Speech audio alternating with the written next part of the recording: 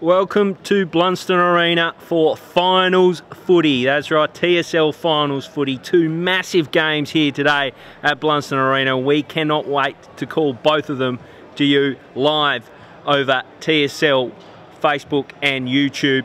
I'm Damian Gill. Calling this one live with me is Brent Costelloe, the best ball dome in the business, and the ever insightful Cam Brown. Welcome, fellas. Thanks, Gil. Great to be here, Brownie. You can smell finals footy in the air. The ground looks amazing. Big crowd in. You know there's a big crowd in when you've got to walk from Clarence Street to Launceston Arena. But really looking forward to this cracking double header. It's going to be unbelievable. Good afternoon, Breno. Good afternoon, Damo. Yes, look, really looking forward to the double header and really innovative fixturing from Carl Saunders and the TSL. So it'll be great to see two games today. Four great teams in the finals, North Launceston obviously with the rest, so no doubt they'll be watching this one, Damo. Probably more so the latter game, Clarence and Lauderdale, because I'll play the winner of that one. But the one that's coming up, Launceston, Glenorchy, really looking forward to it, Damo, 4th and 5th. And they played twice during the season. If you go back to round 9, it was a bit of an upset, albeit played up at Launceston, but Launceston really got hold of Glenorchy by 70 points. And we saw these two teams play probably about a month ago, Damo, on the stream, and Launceston weren't disgraced in that one. Glenorchy got over them in a tight one with Mitch Rainbird featuring prominently with a couple of late goals. Yeah, it's going to be a fascinating contest. The Ledger, they've only played each other twice, as you said, Brownie. The Ledger stands at 1-1, and the last one a real nail-biter. So hopefully we're treated as something similar today. As you said, it's the first in a real TSL finals feast here today at Launceston Arena, and we'll have both games for you live. This one will have its own link, and then if you want to follow the second game, which of course is the bitter rivals Clarence and Lauderdale, there'll be a fresh link for that one. Head to the TSL Facebook page to be right across it. But we're not far away at all here at Launceston Arena. Launceston were keen. They sprawled straight down onto the Hello Turf, and they're ready to go. Do you give them any shake today, Cam Brown?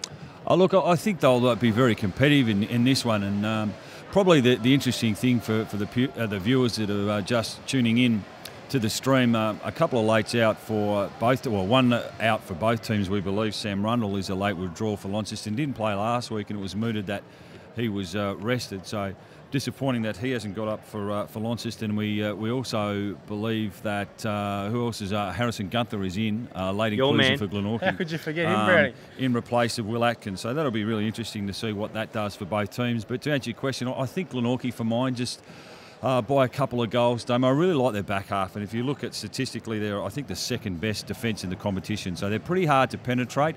Having said that, though, Launceston are really competitive, and they certainly give it their all. I think midfield is their strength. Having said that, obviously Rundle out of the team is going to be a bit of a blow for them today. So the interest for me, Brownie, comes down to Sonny Whiting. Launceston, when they've won games of football this year, Sonny Whiting has hit the scoreboard hard. Who does Ace Cornelius send to Sonny Whiting this afternoon? Well, we saw it a couple of weeks ago when these teams played, and it was Josh Arnold that had the job on him in that game, and I thought he was pretty serviceable. It was a great contest, and you know Sonny Whiting is a terrific set shot for goal, so you know he only needs 6 or 7 possessions and he can kick 3 or 4 goals, so it'll be a big job today for Josh Arnold. So those sort of matchups will be really interesting to see, and Launceston, they don't necessarily obviously they rely reasonably heavily on him to kick some goals, but the other player that that does come into it is Kelly Mansell as well. He's a hard matchup. We've seen him a couple of times on the stream, Breno, and in particular against Hobart City, had a brilliant first quarter that day, so they'll be looking for goals from him. Another player that might get under the radar a little bit today is a boy from St Pat's, Damo, James Gill. Last time these two teams played up in Launceston, he kicked 4 goals. He was among the goals last week with a couple, so they'll be looking for those sorts of players to probably get amongst the action for them offensively today. Yes, it's going to be a fascinating clash. Glenorchy all year have just never really been able to hit their straps. They've always been struck down by injuries, but this is probably the best 22 we've seen from them in quite some time, Breno. How do you think that's going to play out? Yeah, look, it's going to be interesting to see someone like Braden Webb, who's been out of the team for a while. How well is he going to play today? Is he under an injury cloud still? Obviously, Josh Watts is out, big loss there.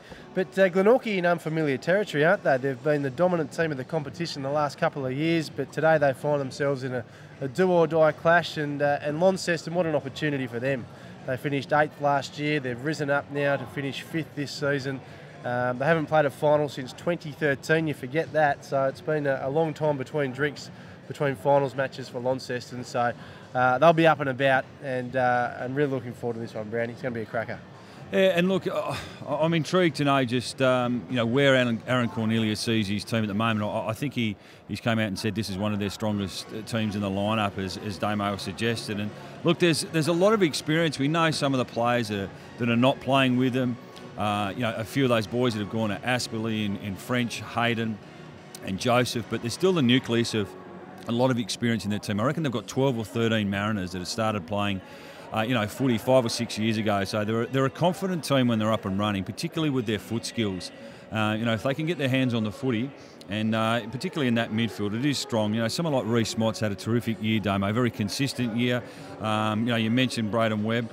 I think a bit of a wild card for them today could be Harrison Pearce. I'd love to see him get hold of the footy early and kick some goals. We've seen him play inside 50 for the predominantly all this year, really. Very rarely ventures out up onto a wing or into the midfield, but he does kick goals, and he certainly is a difficult matchup when he's up and running because he has got pretty good speed. So it'll be interesting to see how he goes about it today. Jay Bowden, that's a difficult one in terms of for Launceston. Who do you match up on him? Because he has that role where I think he probably might even start in the midfield today just to get his hands on the footy, Damo. Then may roll forward into the forward line. But having said that, if Launceston get a roll, he reads the ball so beautifully that he can throw him down back. And we saw him playing a different role last week against Clarence, really, didn't we? We did indeed. I like your point on Harrison Pearce. A fortnight or so ago, Ace Cornelius said it was his best game for the club against the Tigers. So if he can find a bit of that form, he does become a bit of a wild card for them. And if Launceston have a vulnerability, it may be that defence. They've got a couple of really green players, exciting players, but still very young in their football journey in Vandervelde and at Garnis, and they're going to have big jobs to do today. What about the ground, boys? Obviously, neutral territory. Glenorchy play here a lot more, I suppose, though, over the last couple of years. Does that count for anything today, Brady?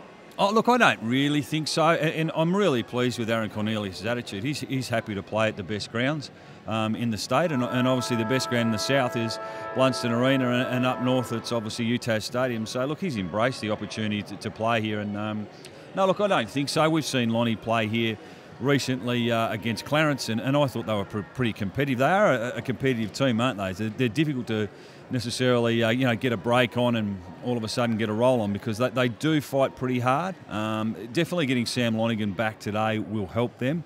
Another player that's been in ripping form for them, and he was very good when we saw these teams play a month ago, was terrific last week, is Jake Hines. Now, he's been injured a little bit throughout the season and had some of his Mariners and Allies representation footy interrupted, but he comes on the back of some really good form in the last couple of weeks. You expect him to play in the midfield. He's also gone forward and kicked goals, added that part to his game. He's not overly quick, but he just has a damaging weapon on that left foot, so they will play through him as much as possible to get the ball in his hands today. There's some young stars on show today. It's going to be an absolute cracking clash. Interesting, these two teams have never met in a final. So it's uncharted waters in that regard today, but form this year shows that it is going to be a really close game, you'd suggest. If Launceston are to win, in my opinion, it will come down to that midfield dominance, and I actually think the ruck battle's going to be a big one. Hamish Leadham, been in ripping form, but he's up against a tough task in Cam Duffy, so both form ruckmen of the competition go about it slightly differently. If Leadham can get on top, I give Launceston a real show in this one. In fact, I'm going to tip them. I'm going to go the upset. Well, Leadham's a really important player, and based on, if we've just mentioned Sam Rundle, who's out of the team, and coming in for him is Jordan Harris, who's a very experienced player at Launceston, obviously a premiership player, so that's a great addition for them, albeit they'd love to have Sam Rundle. But, just getting back to your point there in the ruck, it becomes pretty pivotal because Jay Blackerby with his left foot can be very damaging, can push forward and kick goals. We know Sam Lonigan, what a player he is, and he can also go forward and kick goals, but we'll do a lot of that in collision work, grunt work, inside ball work, trying to distribute out to some of the runners in the team. So that'll be a really interesting battle, because I do see that up and running as Launceston's strength. But having said that,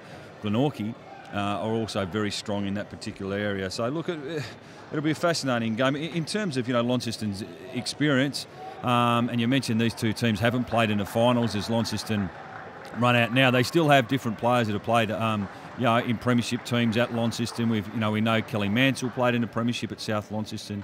Pfeifferman's an ex-Western Storm player, has had a terrific season, so he'll be another one that'll go through that midfield. So, like most games in finals, nerves will start to play. You would think early on the game, just be really important for teams just to settle quickly, get some nice inside 50 entries, and give their forwards an opportunity. Do you anticipate tags either way, fellas? We know Pfeifferman's been in red-hot form. Reece Mott, another one, has been in sizzling form. Do you anticipate there'll be any jobs, or are they just going to let it go at them? Well, they said in the press conference the other day, tags are slowly working their way out of the game from his point of view, so I don't expect Glenorchy to tag anyone after those comments, Brownie. No, look, I think Jay Bowden is obviously the obvious one for Launceston, in that the tagging has gone out of a little bit, and they, and the common vernacular is just now in footy with rotations, it makes it very, very difficult to restrict one player. And on a shutdown role, so you certainly want them to try and work off them. Last time when these two teams did play, I think it was the youngster in young Casey Brown from Launceston, the St Pat's boy in grade 12, got the job, played a bit of Mariners footy, and look, he wasn't disgraced. The thing with a player like Jay Bowden's class, he's going to have his moments in a footy game. If you're a Launceston, you hope they're probably up around the midfield, and because you can be so damaging up forward. So, if he kicks 4 or 5 goals today, Launceston are on their way. So certainly Launceston will be putting some time into him. But when you go through those midfield battles, Damo, I think you've just got to back your players and match up and see how they go. Now, the reality is, we're going to have 5 or 6 players in that centre square today that have played state footy, or in Sam Lonigan's case, the AFL footy. They're going to be the class of both teams, and they're both going to have their moments. So the defensive pressure becomes really important today. What would it mean, boys, if Glenorchy were to bow out today? I don't think a lot of people are anticipating it. I think a lot of people see them as the sleeping giant in this final series. Geez, it'd be a shock if they went out, wouldn't it? As much as I'm tipping it. It would be. And would it be Aaron Cornelius' last game in charge? We think so. So there's a lot of little subplots to go with that if they do bow out today. But I'm going to tip Glenorchy, Brownie. I just think all the names they've got in that team, a star-studded team, a lot of premiership players from last season, of course, know how to get it done in finals action, whereas Launceston, as we said, this is their first final since 2013. So I just think that experience may play its part this afternoon. Yeah, look, I just think probably Glenorchy by about 15 points for mine today. Just think probably they're a more even team across the 22. Certainly, I think Lonnie are a terrific, honest team the way they go about it.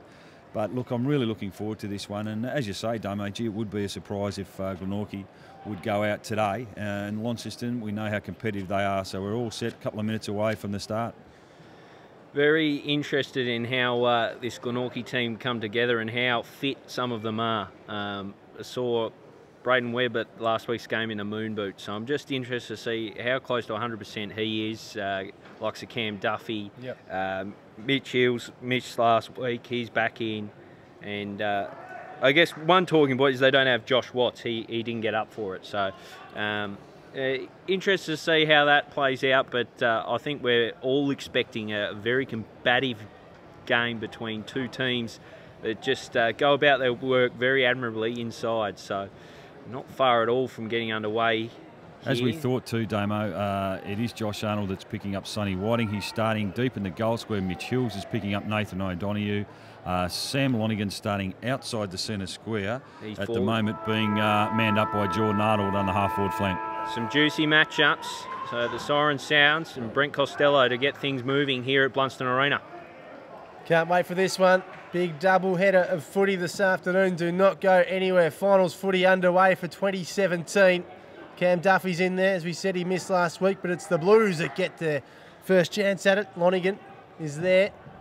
Picked up now by Rella Kelly Mansell. Gets it inside 50. Anybody home for the Blues? There is. Good mark taken by Jay Blackberry, and he'll go back now and have the first shot of the afternoon. Well, he was side by side with Jay Bone at that centre bounce.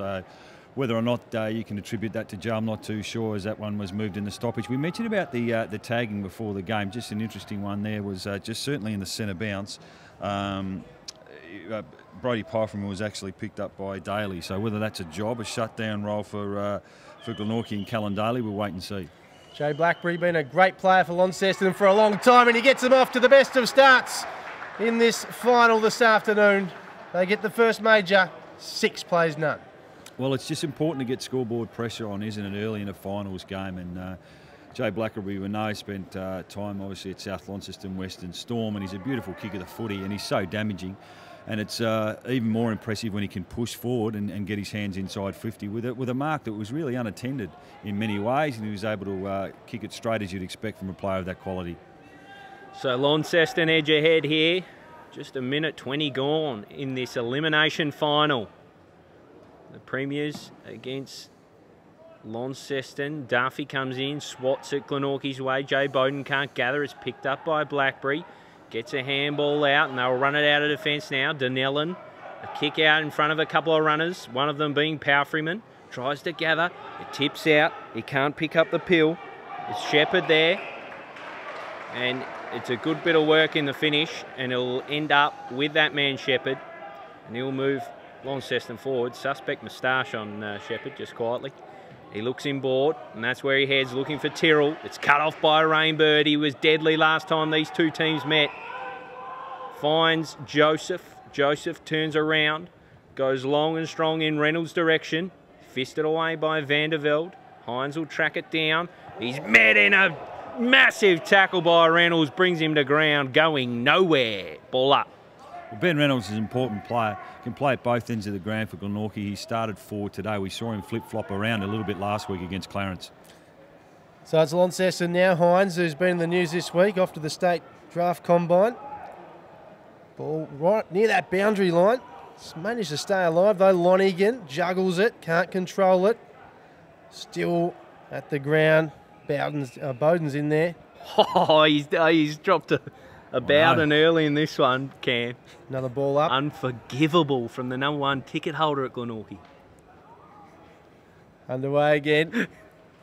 I'm just not going to comment on that, Gil. I did correct myself very quickly. So nice crowd in this afternoon.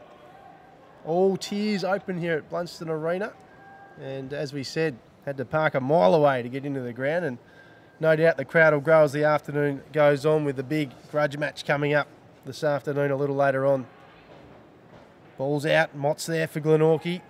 Had a great season, Reece Mott. Blues have it. Blackberry, who kicked that opening goal just moments ago. Hines gets the handball inboard. Jordan Arnold wrapped up in the big tackle, and another ball up. So back on the wing, far side, it's just tapped down by Duffy. Running onto it is Bowden. He gets it back. Can't keep it alive though, as it runs out of play, and he gets a bit of treatment. As you'd expect, the heat's on early, Damo. Not a lot of time and space for the ball carrier. Both teams are working pretty hard defensively. We talked about both these teams liking the contested stuff. You're right, Brownie. Started that way. Duffy and Leadham. 2 hands down. Picked up by the opposing ruckman though. Daly swings it around, looking for Webster, misses him, but he might just track it down as it runs past a couple of Blues. He gets it inside. It's a really, really smart kick, and he finds Joseph, who just cools the jets. He'll go back and line up from 40 out. It was a brilliant kick. Great call, Damo, because Zach Webster, he had speed, so he's able to break away and give himself a little bit of time because of that blistering pace he does have. But he looked inboard, just saw out the corner of his eye Joseph, and it was a terrific pass. Gives him opportunity now for Glenorchy to get on the scoreboard. Matthew Joseph off the right boot. It's coming just wide to the right. Minor score. Glenorchy on the board. 1 behind. Plays 1 straight Launceston. So they'll look to Jake Hines here for the designated kicker for Launceston. Beautiful kick of the footy. He is indeed. Hits his target beautifully. So Launceston, 5-point leaders early in this final this afternoon. 5 minutes gone opening term. So high ball now to the wing. Pack forms. Reece Mott's there. Does it well. Kicks it just outside 50, and Reynolds takes the mark. Benny Reynolds back in this team halfway through the season. Knows finals footy so well. Just missed out on that best on ground in the grand final last year. He's going to back himself in here, Benny Reynolds. Big call, this. Here's a big call. He's going to boot it from just right inside the circle. He goes short the end. Webster's there. He's on. Gets the handball away. It wasn't Webster. It was Pearce, sorry. Great tackle. Great tackle. And now we'll go back and have a shot. Probably about 30 metres out, directly in front, James Webb. Been a much improved player, hasn't he, Brandon? He has, and look, and he's become a goal kicker for Glenorchy too. He's a run and carry player, and normally a good finisher. And look, Aaron Cornelius and the Glenorchy coach's box would be wrapped with a tackle inside 50 and hopefully reward with a goal. James Webb looks okay off the boot, and it is, splits the middle, and Glenorchy get there first of the afternoon. Yeah, we mentioned he's a much improved player, and if you give him a bit of time and space with a footy, particularly around the middle of the ground, he can be really penetrating with his run and carry and his neat foot skills, but that was a bonus there. I thought that the kick from Vandervelde just in that play from the kick out was a high one that went down the line. He's not a great kicker the footy. Hines found him in space, obviously, but it was just an easy ball to defend there for Glenorchy. Eventually they worked their way around and got another inside 50 and managed to settle the nerves there with an early goal. I think that's where Glenorchy may get the upper hand in this one. Launceston's defence and their use out of defence might be a concern as we're back in the middle. The bounce favours Duffy and he makes full use, but he bounces it in the direction of Taylor. Taylor paddles it Launceston's way, coming in as Arnold of the Jordan variety. He gathers, but he's met by 3 or 4 Blues. It'll be a ball up just near the arc as Launceston push it their way. Ball up. Leadham swats it over. Lonigan gathers a block ball, but it's picked up nicely by Taylor, and he fires off a flying shot just wide to the right. A minor score. Launceston level the scoring here at Blunston Arena. One of those role players really for Launceston. Brennan Taylor, another boy from St Pat's College. Liam Smith kicks this one outside 50. Agarnis comes and clunks. Been a really important player for them in recent weeks, Agarnis. Came as a ruckman and he's been a handy backman as it goes long. Kelly Mansell, it's off hands and through for a behind. Yeah, he didn't play last week. He's one of the boys that were rested along with Lonigan and Rundle, who unfortunately, if you've just joining us on the stream, has not got up today. And Webb. Replaced by Jordan Harris. Sorry, Brownie. Webb kicks this one out from full back and finds Duffy, who gets it sprawling down on his chest. Oh, it's given a Webb and he's under all sorts of heat, but finds a way to get out of it. Could work in a phone box. Good Webb. Hand it off from Mott. They're away now, the Pies. It's in the Jay Bowden direction. He spins around and gets it moving, looking for Reynolds. Almost takes the grab. Was it a free kick? Maybe. No, says the umpire. Gets the hands out. They're sprawling in. It's Jordan there. He tries to pick it up. Out it comes from Vandervelde. A nudgy little kick will find Kelly Mansell. He's an electrifying type, is Kelly Mansell. So not a lot offering on. A bit going on behind play. Goes short down the line.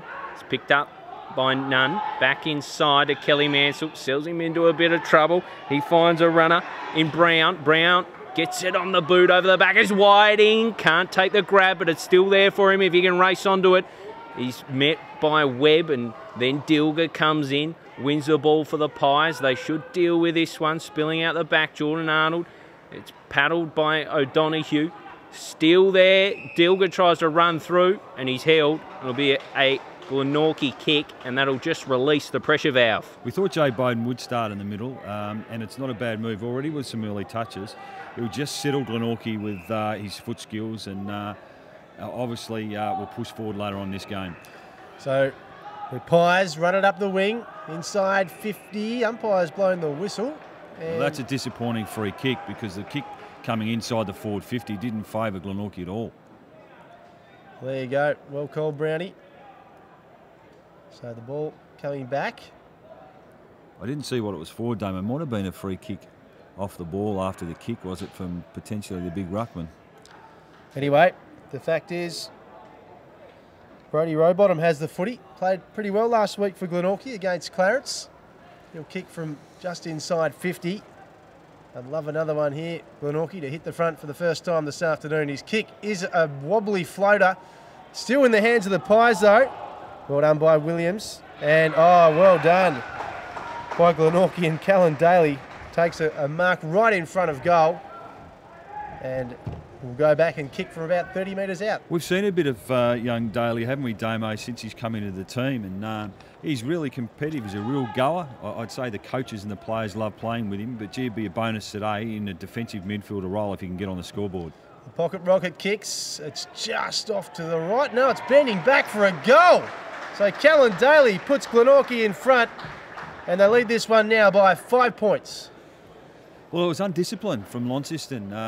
You know, the kick, the Glenorchy squared it from the back half and worked their way along the line, and the kick came inside 50, and it was clearly not favouring Glenorchy, but unfortunately there was a free kick, and Glenorchy again through another foray inside 50, and as you called it, Breno, it was young Williams who worked pretty hard to get the footy, but unfortunately not a great kick coming out of the defensive 50 end, and found Daly, who made no mistake. Back in the middle here, Reynolds and Leadham. Up it goes. The bounce favours Leadham big time. He taps it down, finds Blackberry. Lethal by boot, and he is on this occasion. Finds Lonigan with perfection. And the former Essendon bomber will go back and line up for his first of the afternoon. I reckon he's right on his distance too. But gee, the benefit of playing in front there, wasn't it? Just at half a yard on his opponent, Arnold. So Lonigan, he might need a little bit extra here. He comes out for it. It's fading and it's offline. Another minus score for Launceston. They trail Glenorchy here at Blunston Arena. 2-1-13 plays 1-3-9. Ball taken quickly. It's Jay Bowden. He goes along down the line looking for Harry Pearce. Tipped away. Rainbird likes what he sees. Picks it up. It's an awkward kick, but it's Joseph now who should run onto it. Vandervelde coming off his opponent to help out. Finds a Garnis. Looks inside. He's got Williams on. Hand it off, and they should get out of trouble here. A little grubber, but it's gathered by Leadham. Looks long for Power Freeman. He can't gather. The kick sold him short. It's picked up by Bowden. Then to the goal scorer Daly. Then Hills. A nice chain of handballs here from the Pies. They move it down the wing. Webster picks it up. Usually very nice by foot. Not on this occasion. It's easily claimed by Donnellan. And he'll take it. Just on the paint of defensive 50 inside to Williams. Not his best kick. Luckily, Williams up to the task. A high ball out onto the outer side. And it favours the Pies, and Liam Smith sells some candy.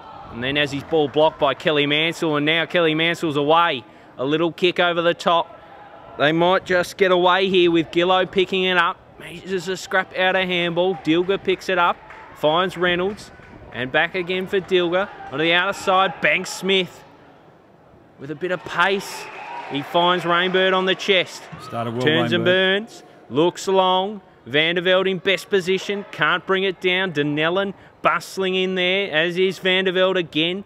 They'll try and shut this one down, the Blues, as black and white surrounds them. There'll be a ball up in attacking 50 for the Pies. As you mentioned, late inclusion into the team, Harrison Gunther. He's just come onto the ground playing forward. He played back last week. An important game for him today.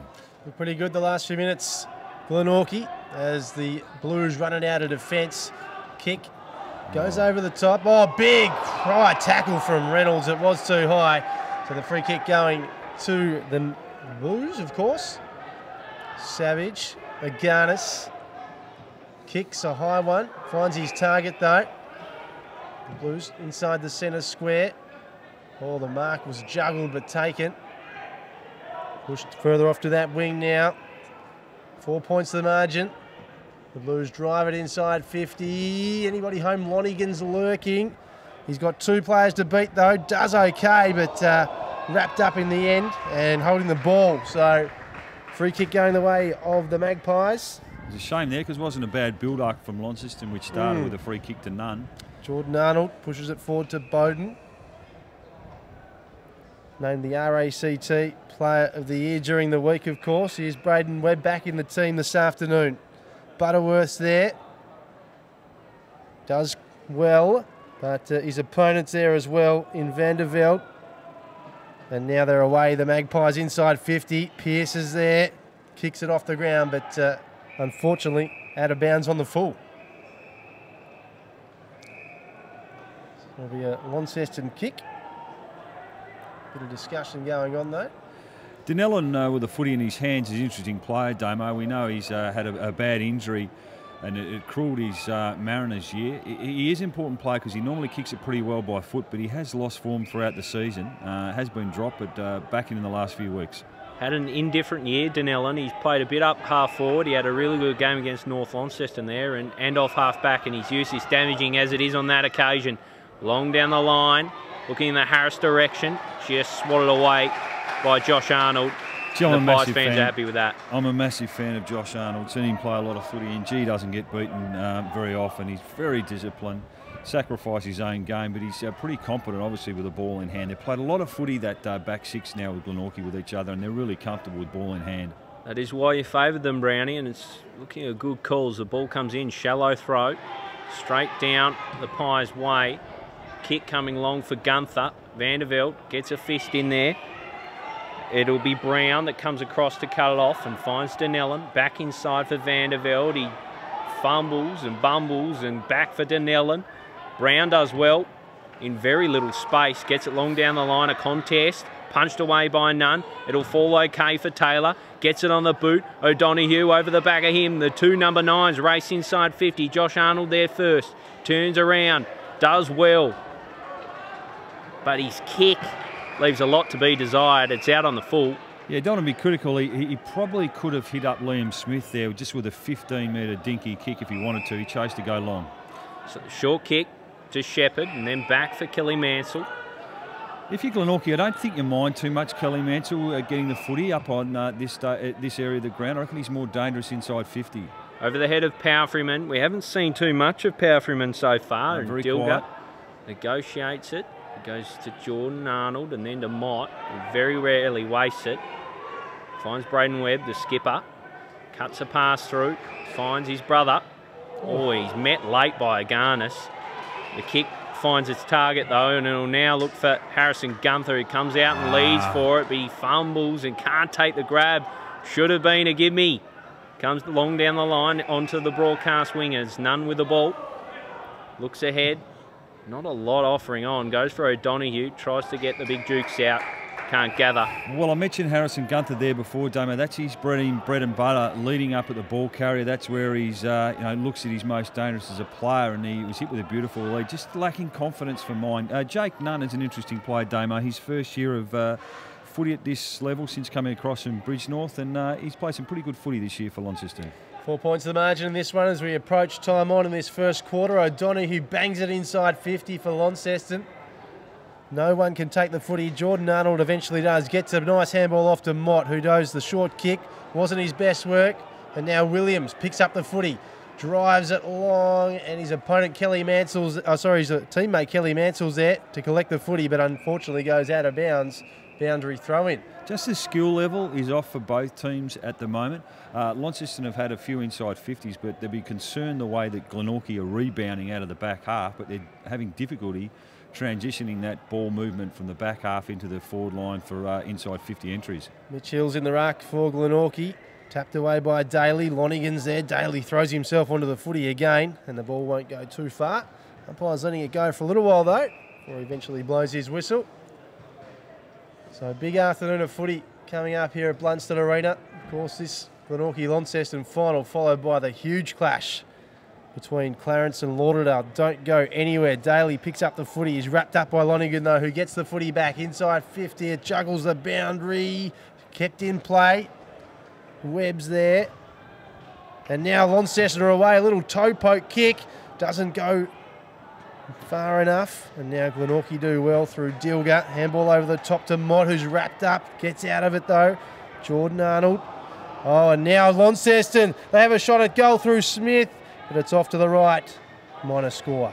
Yeah, well, it's a disappointing, the left footer Connor Smith. Interesting player. He was a bottom age at Mariner last year, Damo, but hasn't played Mariners footy. I think might have played one game this year, might have dropped out of the program. So the ball comes out of defence and it's Webb who uses it. Usually a damaging user by foot, not on this occasion. Vanderveld helps himself. Suspect kick. Falls just short of Braden Webb of the opposition. Rainbird started well, finds Joseph inside the square. does well, finds Gunther, who's got a bit of space on Agarnis on this occasion, looks for Reynolds, who comes in late. Maybe gave away a free, doesn't matter. Vandervelde gathers, but he's met with a great tackle by Rainbird. They're on here, the Pies. Rowbottom's free. Handball over the top, as here's that man, Rowbottom. Gets it over, looking for Webster. He's all on his own. Oh, no! He's taken the snap and smothered. They'll look to get it out of there. Unforgivable. The Blues, they'll try and shut this one down. It should have been a certain goal. They'd be getting away with it here. Palfreyman across, sprawling across his Webster, trying to make up his work.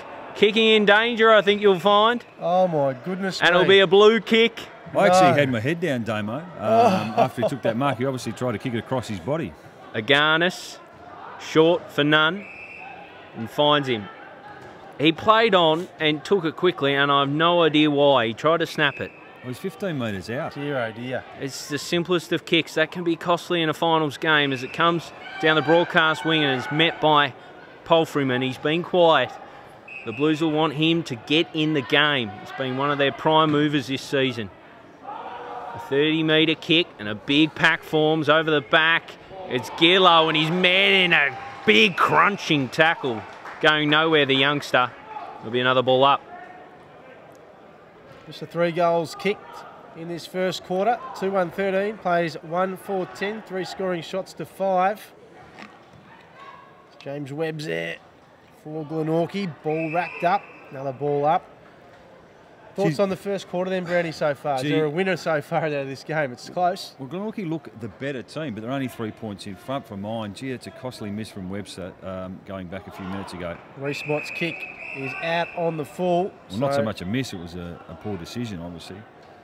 It's a goal that Lonnie have got away with, really, isn't it? That's a big, big, costly one, that's for sure. As we see Shepherd with the footy now for Launceston. His kick's a funny kick, and it's marked by Jordan Arnold, but he's been given a free kick away here in the back. So we'll see Launceston with a chance here through Brendan Taylor. He goes the short kick inside, and no one could take the mark. Yes, they can at the back. James Gillow, who we mentioned earlier, kicked 4 goals against Glenorchy earlier this season. He did. I'm a bit of a fan of Gillow, and we saw him play early on this year. I think it might have been against Clarence on this ground, Damo, and he bobbed up and did some nice things. Kicked 2 goals last week. Launceston's performance against North Lonnie was pretty good. Right up until 3/4 time, they got overrun, and he kicked 2 goals last week. Kicks on the left, but it's across the face of goal, and it might even be out on the full. It is, so Glenorchy now. Chance to regroup. Looking for an option. Not much doing at the moment for Liam Smith. He ends up going the bomb right up just outside the centre square. It's punched away. And now Hines off to Bowden. Ball not going too far. No umpire blows the whistle. Free kick going the way of Glenorchy. I reckon Jay Bowden got one in the eye there. So Mitch Hills gets the handball off to Daly, who kicks it up the line. Here's a chance now for Gunther. He's got lots of space, lots of time. Has 1 bounce, has 2 bounces, has 3 bounces. Now he goes for the kick over the top. Mark taken. And now Glenorchy will have a chance to go back and have a shot on goal. Well done, Harrison Gunther. Obviously, the ball came over the back, but he showed great poise, 3 bounces. Would have been easy to blaze away, but just was composed with the ball, made a good decision to find his teammate inside 50. Really important here for Glenorchy after the decision of Webster. They can get on the board here, even more so now as quarter-time siren goes. Yeah, it is a big chance to make up for that missed goal. Ben Camrick, tough-ish angle, comes in, and umpire moves with the footy. It's through for a minor score off to the left. So Glenorchy hold a slender lead at quarter-time of this final this afternoon. 2-2-14 plays 1-4-10. Gee, it was a short quarter, Damo. You'd expect that, obviously, with 3 goals. Probably a little concern for Glenorchy because they got one inside the first couple of minutes of this game. For Launceston. They got their first goal through Jay Blackerby, who found a bit of space inside 50. But after that, they've had real difficulty scoring from their perspective. But so too Glenorchy. They've only got the 2 goals on the board that have come from James Webb and Callan Daly. A bit of a bonus. He's doing a defensive job for them in the midfield today. So I think both teams would be disappointed with their ball use, boys. No doubt there's been a bit of pressure on being a final. But, you know, some of the skill errors have been under no pressure at all, and some of the decision-making would have, has hurt both teams. I think, having said that, both coaches would be pleased in some respect, though. The game hasn't been blown away by the opposition in the first quarter, only 4 points the difference at this stage. Jay Bowden didn't spend any time forward, played the majority of that quarter midfield back, I would have thought. Won a lot of the footy. I thought Mitch Rainbird was really good for Glenorchy in that first quarter as well, mate. Yeah, it's a funny one. I probably thought Glenorchy had the better of that first quarter, but they've only got a 4-point lead, so that really plays into the hands of Launceston for mine. I thought Glenorchy, when they got the ball out on the wings, they moved it quicker. They were hitting targets and they looked good, but they didn't put it on the scoreboard, and that could prove costly, especially that Webster miss. I just wonder about the fitness of Sam Lonigan to Breno. You know, obviously if he's up and frying, you would think he'd be around that midfield, giving him plenty of grunt. No doubt he's a great player wherever he plays, but across half forward hasn't always been a goal kicker. That has not necessarily been a key feature of his game, certainly at AFL and senior level. So not sure whether he's just trying to exploit a matchup or thinks he can push forward and kick some goals, but I'd love to see him in the midfield leading from the front in this second quarter. Poultryman's one for me that has not seen nearly enough of the pill for Launceston. How do they get him in the game? Yeah, and look, when we've seen him, he's been terrific around the clearances and some of his stoppage work, so he hasn't been able to get going today. Daly had the job on him early in that quarter, and I thought he stuck to his task really well, particularly so by kicking a goal and winning a bit of the footy. So yes, they definitely need him to get back into the game in some respect. I think Lonigan as well. I'd like to see Kelly Mansell spend deep forward. I think he's a difficult matchup for Glenorchy, being picked up by Dilger at the moment, who's been pretty good on him. But I think he's very dangerous when he's being that hit-up lead out of the goal square, which we saw him do against Hobart City on the stream early on this year. So, look, it'd be interesting to see how this second quarter plays out. I agree with you, Damo. Even though it's a 4-point lead to Glenorchy, you feel like they should be 2 or 3 goals in front. Yeah, absolutely, no question about that. But I guess the good thing for Sam Lonigan and Launceston is they are in touch. We have a brief break now before we get back for the second term in this elimination final between Glenorchy and Launceston. Stay with us.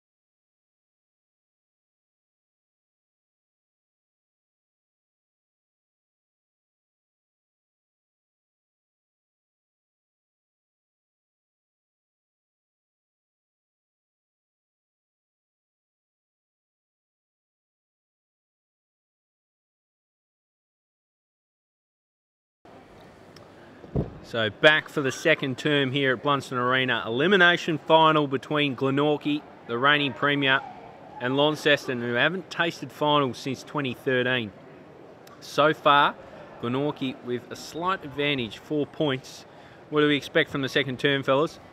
Well, look, from a Glenorchy's perspective, they would like to put more scoreboard pressure on, I would have thought. Even Camerick's last shot on goal there was a real opportunity for him. He's been out of form this year for mine, and normally a pretty busy player when he's at his best. So that was an opportunity. We mentioned Webster was another one. So they should certainly be further in front. Launceston, some of their prime movers need to get their hands on the footy. So the siren sounds and the second term starts, and we're back in the middle. Up it goes. Leadham wins the tap. Bustling in is Shepherd. Loses the footy. Coming through is Nunn, and he meets Arnold in a big crunching tackle. Sorry, it's not Nunn. It's Boyce. And it's down for another ball up. So rinse and repeat to start the second term. You just have to be careful here at Glenorchy in this stoppage. Jake Hines is loose in defence, so you don't want him getting the footy. Leadham just steers it towards Hines. He picks it up, and he's met by Mott, and we'll go again. Having said that, Glenorchy obviously happy to have the extra one at the stoppage. Again we go, so stoppages to start, a free kick plucked, advantage partied, and it's a shocker, so they'll bring it back. It didn't favour them at all, so Leadham with the ball. Not known for his kicking. This one's a high up and under. Sends O'Donoghue a hell of a task. Duffy came across, couldn't bring it down. O'Donoghue picks it up, gets a handball out. They just try to burrow their way through.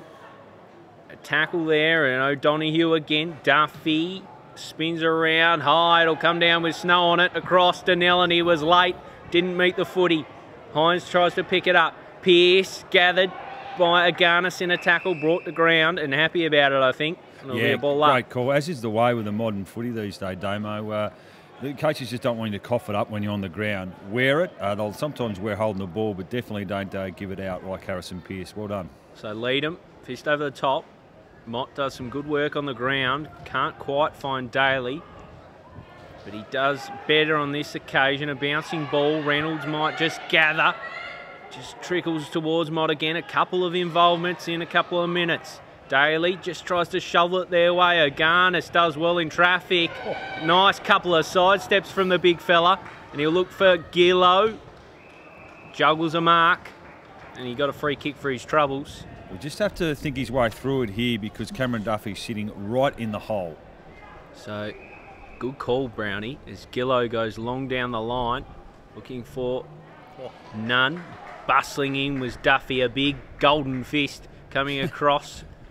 Is Smith for Launceston, can't gather, and out it goes. Something the September specialist Cameron Blight will be proud of there, Brady. A big golden fist there from Big Duff. He's a great defender, Cameron Blight. Could play forward as well. Ball comes back in. Glenorchy lead this one by 4 points. The elimination final of 2017. Great to have finals footy roll around as Rainbird kicks it out. High ball, no one could take the mark. Now Hines for Launceston, inside the centre square.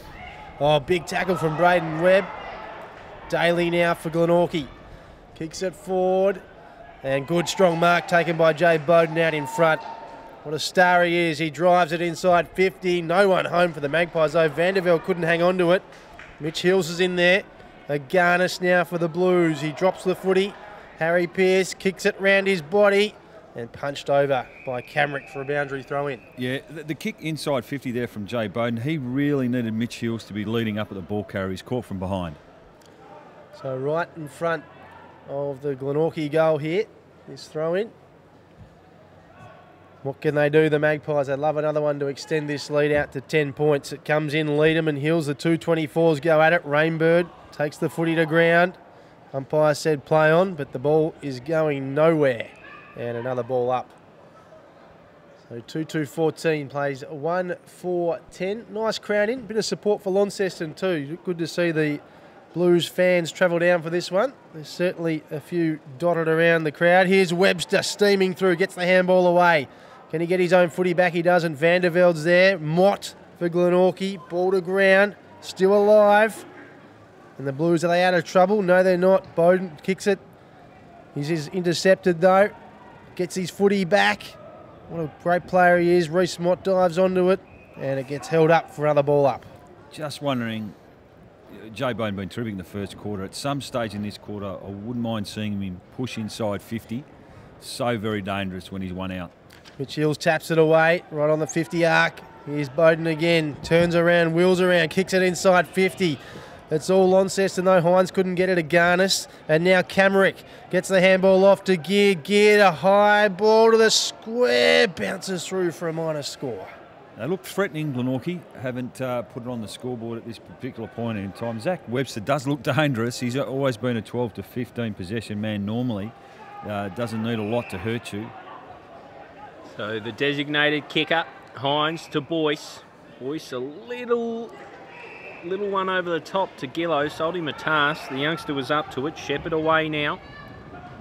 Cutting ball inside, looking for Powerfreyman. Doesn't find its target, instead finds Joseph. Been a handy player this season, Joseph. Just a little kick looking for Rowbottom. Fisted away by Williams. And it'll bounce out of play for a throw-in. A bit of a swirly breeze at the moment at Launceston Arena, which you might be able to pick up on the screen. But some kicks that are a little bit wayward off the boot. I think this might be our man Bev. I was going to say, Bev is boundary umpiring. I think he's got the big elimination final. It's nice too. Decent from the big fella. Bustling through was Leadham. Can't get ball to hand. Over the back, Blackberry finds Whiting. Been quiet, been well clamped down. In his Pearce, and then Daly. Leaves a little bit hanging on Lonergan, who's got the footy. Going nowhere. I reckon Bev's got a new haircut too for finals footy, boys. So it'll be Lonergan's ball, and he's away. Great kick. Kick for Donnell, and here's a good one, as Cam Brown accurately says. Held up by Camerick. That's 50, I reckon. Ball. It's been ping ball. Well. I thought he half went. So did the umpire, obviously. Camerick goes long, and it's cut off well by Brown. Inside will find Hines. Jay Bowden has pushed forward, as we might have thought, boys. Jeez, I reckon he's stiff there, but anyway, that one looked bright for Launceston. The ball comes Leadham's way. Does well to mop up his errant effort. Hills brings down Brown and then bustles away, throws it on the boot. Kicking, not his strong point this season. Rowbottom takes the footy, doesn't take the mark, but had hands in the back. So well done, Mitch Hills. That was good. This kick's got to land about 15 metres out from the goal square. And that's where he heads, a little further, in fact. Rowbottom to a pack, punched away. It was a good one. And they'll get out of trouble here, will they? Boyce with the ball, he loses it. Daly, then to Reynolds, then to Rainbird, hugging the boundary. No good. Offline to the right. Glenorchy with another minor score. He's normally a pretty good kick for goal, Rainbird. He did have Jay Bowden at the top of the goal square calling for the footy. So the margin now 6 points. Glenorchy's favour. As the ball comes back into play, really tight on the boundary for Launceston, but they do okay. 7, almost 8 minutes gone in this second term. Hope you're enjoying the coverage as ball heads to the wing. Reece Mott's there, tucks the footy under his arm, gets it away quickly. And now Daly inside 50 for the Magpies. No one could take the mark, and it's Launceston who work it out of defence, but wrapped up. Good tackle, Jay Bowden. And now here's a chance for Webb. James Webb back to Mott. Kick inside 50, and the kick's not his best. Gunther now chasing for the Magpies, keeps it in play. Short kick, and that's a horrible one too. Straight down the throat of Chris Savage of Launceston. Oh no, a stinker. Rainbird's there. Can he pick it up? Does well to get it back, but it's danger signs and a throw. Advantage paid to Jay Bowden, and he kicks a goal for Glenorchy. Well, I called for him to go forward, and he's just so dangerous there, but gee, what a turnover there from a Launceston perspective. Played plenty of footy too, Chris Savage. Looked like he kicked the ground almost, Damo, on that one. But costly turnover, gets it out to a 2-goal game. And Glenorchy, for me, pressing really hard at the moment. Yeah, this I sense the next 5 or so minutes it could blow out. I think Glenorchy are just smelling a live kill here. Well, the concern for me from a Launceston perspective offensively is they've nearly gone 40 minutes without scoring. So that's a real concern for them. They're persisting, obviously, with Whiting and Donoghue. I think they have to stick at that. But maybe they've got to push Hines forward almost to see if he can kick him a goal. Brilliant hit out from Leadham to Powerfreeman and then almost Lonigan. He gathers in the finish, looks back for Powerfreeman, but they'll get out of trouble here, Glenorchy, through Braden Webb. A long raking boot out onto the wing. Across was Gunther as to Garnis. Gunther tries to keep it alive, can't quite. Out of play. They're just down a little bit, Launceston, for mine in the midfield. Lonigan, love to see him spend some more time in there. Blackberry needs to get his hands on the footy. His foot skill's so damaging. Powerfreeman's another one. The ruck contest, it was an interesting one. It was Rainbird and Leadham, and Rainbird won it and then followed up with a good tackle. Yeah, well, Powerfreeman, his opponent on that occasion, just lost his footing. Long and strong Rainbird heads a big pack, and Reynolds he almost brought it down. Went where Angels fear to tread. He gathers, gets it on the boot, offline. Wow. Geez, that was almost something special. Got me excited. I don't know about you boys. How many times has that happened this year? He's gone for mark of the year and it just hasn't quite happened. His foot use is exquisite, superb. Isn't it? It is fantastic. They need him with the ball in hand, no question about it. Powerfreeman starting to get into the game. The young gun goes long, looking for Leadham. Doesn't quite have the hops to get to that one. A spearing kick finds Pearce out on the lead. He turns and goes. Looks long for Jay Bowden. Bowden can't gather, but it trickles over the back for Webb. Can't get boot the ball. We might have a second crack at a bit of candy. A second bite of candy. Through it goes. Braden Webb on the board. And Glenorchy looking in control here at Launceston Arena. Well, the son of former William Leach medalist Ricky Hanlon there. Gee, he danced on a dollar, as they say, a couple of times there with a couple of balks. That's a feature of his game. We're used to Jay Bowden doing that with ball in hand, but that's also been something that Braden Webb's had right throughout his footy career, the ability to balk an opponent, and he did it twice on that occasion, and it was a dangerous inside 50 for Launceston to try and manage. Danger signs for mine in this one, Breno. This one's out to 19 points. Yeah, look, it is. Certainly showed no signs of injury there. Braden Webb, he looks $1 million in that passage of play as we get underway again in the middle. Launceston try and get it out, but a good strong tackle by Geard of Glenorchy. I'm just not convinced Jake Hines, beautiful use of the footy, we know. He's just sitting back in that hole across half-back. I'd like to, Glenorchy have got the advantage in the stoppage. I'd like to see Launceston go man-on-man at the moment. It goes again. Duffy and Leadham in the ruck, of course. The two war horses from each side. Doesn't go far, though, before we have another ball up. 12 minutes gone, second term. Elimination final 2017. Glenorchy 4-5-29. Launceston 1-4-10. Reece Motts there gets the handball out to Daly, who drives it long inside 50, but a good mark taken by Casey Brown. Brown plays on, in trouble, does well to get out of it in the end. Gets it to the wing, and now the Blues are away. Not much on offer down front though, and O'Donoghue couldn't take the mark. Well held by Butterworth, and now Dilger for Glenorchy. Handball's over the top to Duffy. Duffy switches play to the opposite side of the ground. Mark couldn't be taken. Hines is there for Launceston. Oh, well done by Webb. Slows the footy up. The Blues are away again. Powerfreeman taken down by a Jordan Arnold tackle. Blues kick. Lonigan's there. Will he beat the boundary? Does just. No, Bev says out of play. And a boundary throw in. Bev. I thought he was spot on. I think it was out. Yeah. He's boundary umpire team of the year for us anyway, isn't he? Yeah. And that's I why. think he did feature. That is why. What's this throw in too? Look at that. Yeah, just it's focus. A launch, isn't it? Brilliant. And in it comes Leadham and Duffy. Rainbird. Leadham battle it. And now Blackberry. Handball over the top. Powerfreeman's by himself. He's got plenty of time and space. Goes along to the pocket and punched out of bounds for some more Bev time. If you're Glenorchy, certainly in the coach's box, Aaron Cornelius would be really happy with the defensive matchups that he's got on some of the key Launceston forwards at the moment. It's working wonderfully well for them at the moment. They've got one goal out of the midfield, Jay Blackberry in the first minute, but we've now gone a quarter and a half, and since that first couple of minutes, Launceston have not scored a goal. In it comes again. Launceston's attacking end of Blunston Arena. Rainbird gets the kick away. And they're out of danger, the Magpies. Kelly Mansell. Handball's off, and now Hines collects. Sells some candy inside 50 to the pack, and a good mark Good defensive mark from Jordan Arnold. He's a ripper, Jordan Arnold. He can play, gets it away to Mott.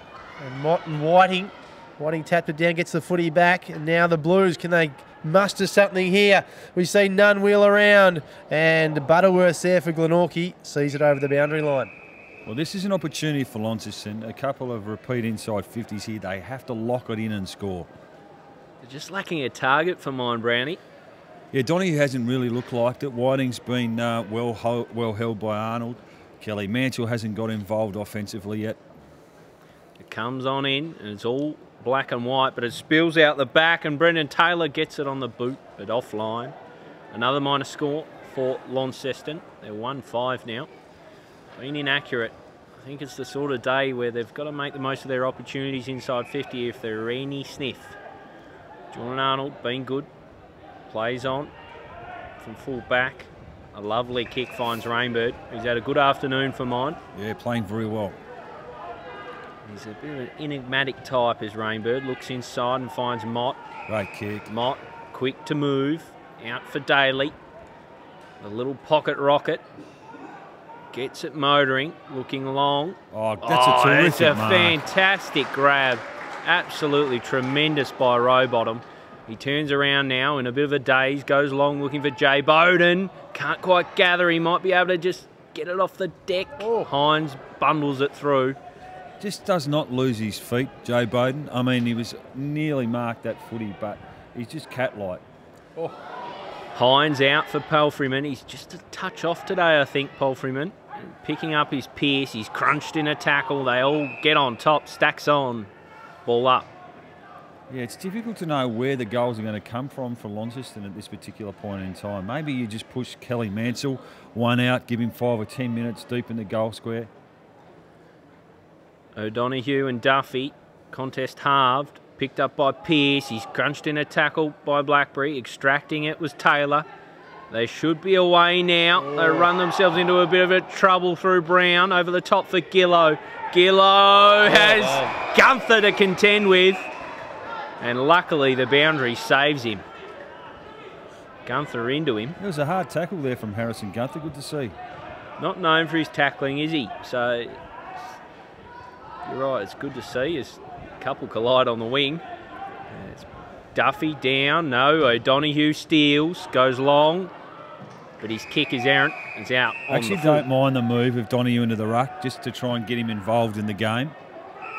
Get the hands on the footy, you reckon, Brownie? Yep.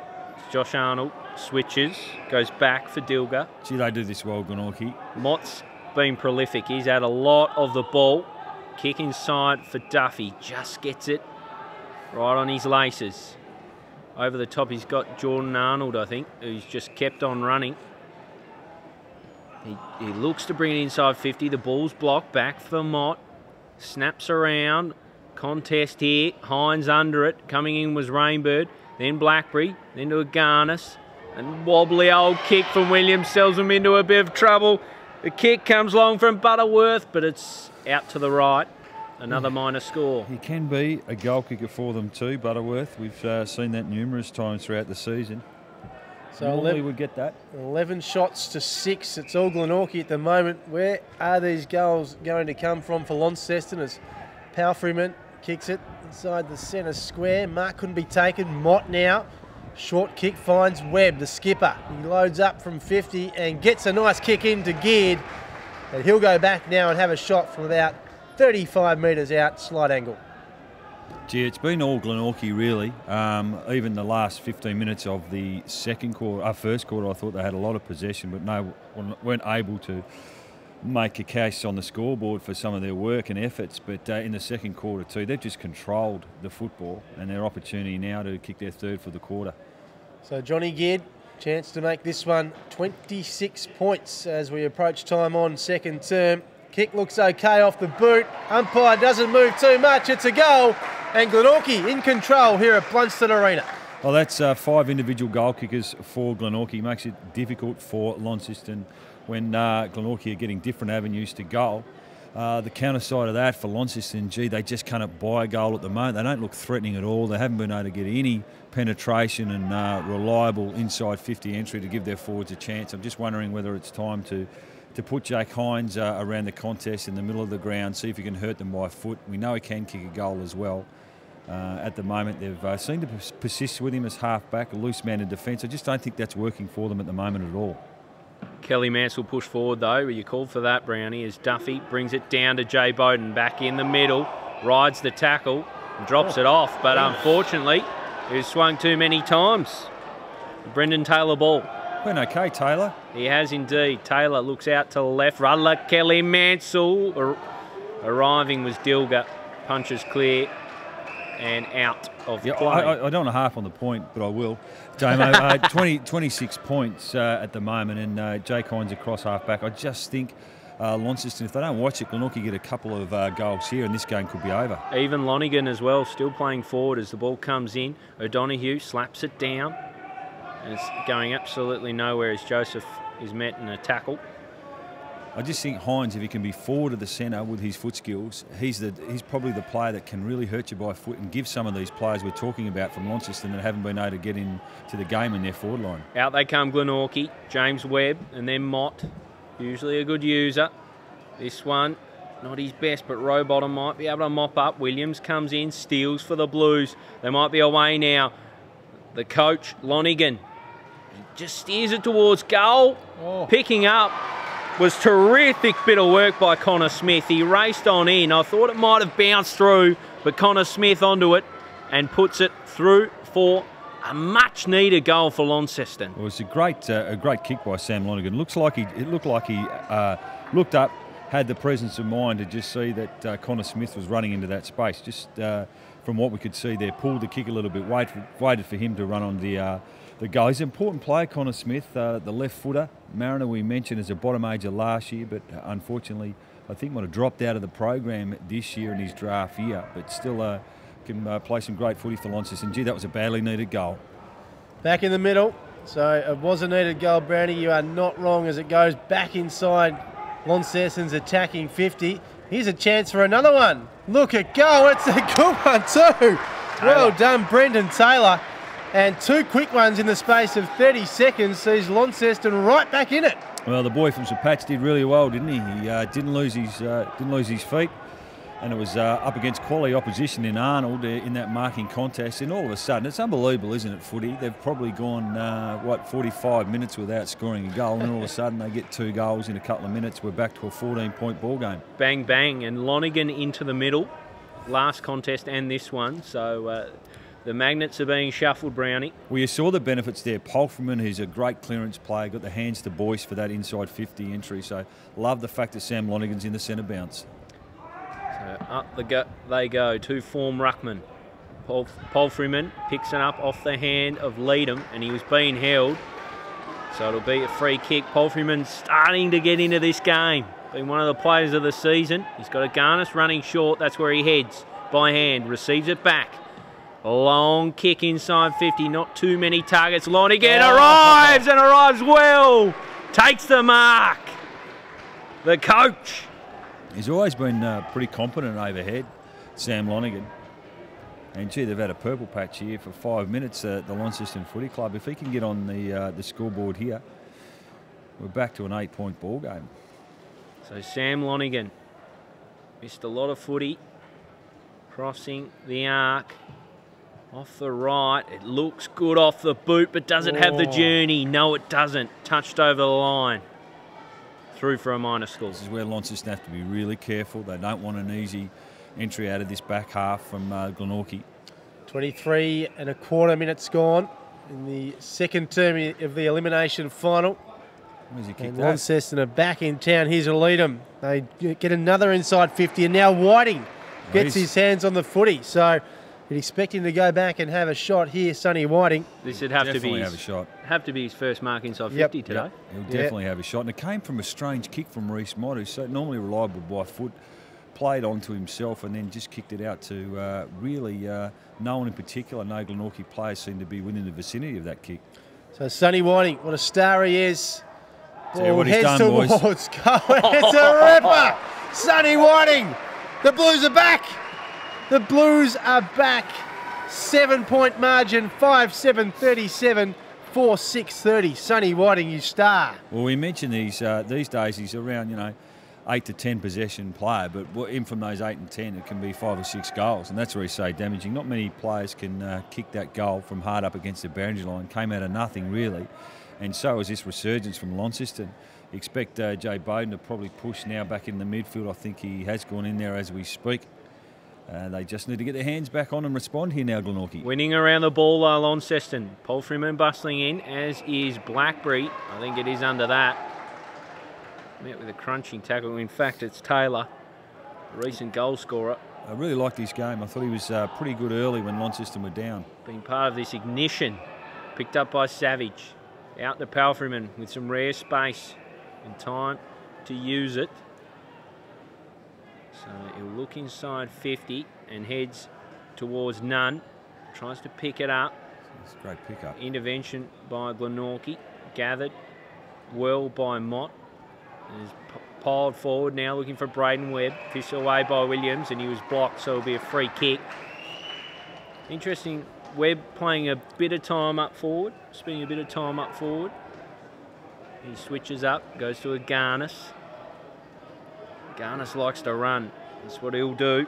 The late inclusion, Harris, will take the grab. He's got Blackberry offering shot, usually very good by foot. He's corralled by Rainbird. Just a dinky little kick over the top for Boyce. He bustles in, Boyce gets support from Donnellan all over Rainbird. Holding the ball. Good pressure from Launceston.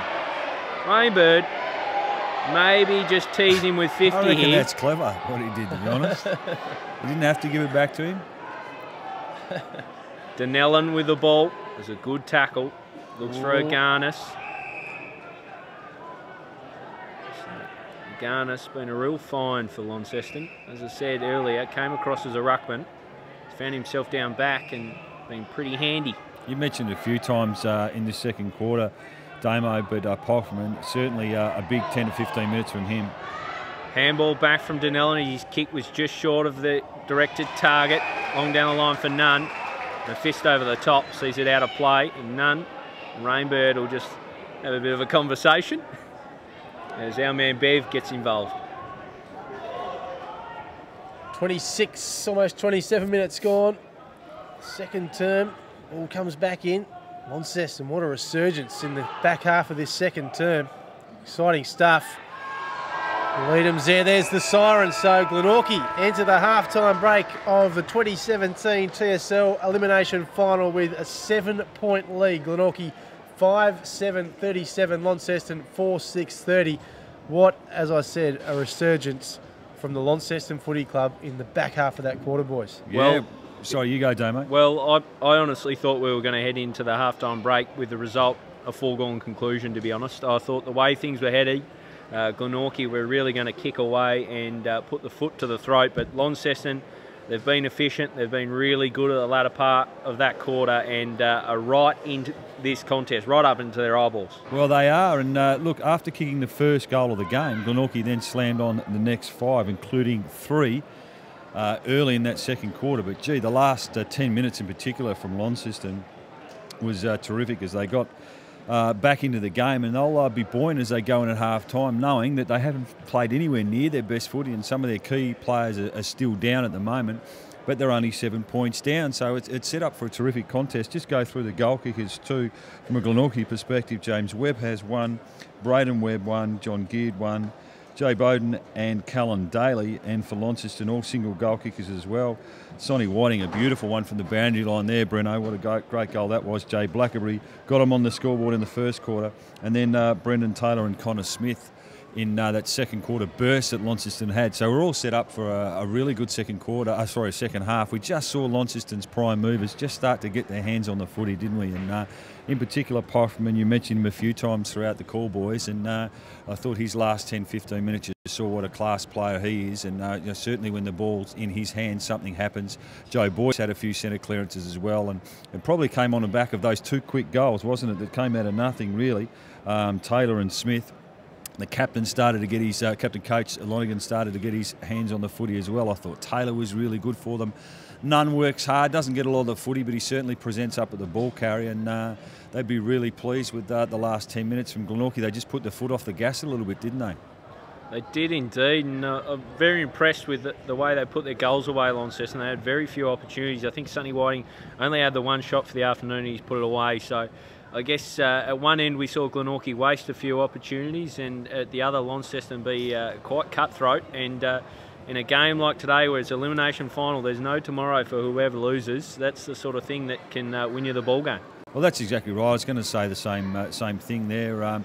Brent, did you have some concerns? The margin got out at one point over 4 goals, and they needed a response, Launceston, and they certainly got it. Yeah, as you called it well at the time, Brownie. It's just amazing how what a game footy is sometimes, isn't it? They look down and out, and then they needed a spark. They got one, and then they got the flow-on effects as well. So it's set up beautifully for a massive second half. Do or die, we know that. So all these players will go into the sheds at half-time, talk it up, and know they've got to come out and play for their season.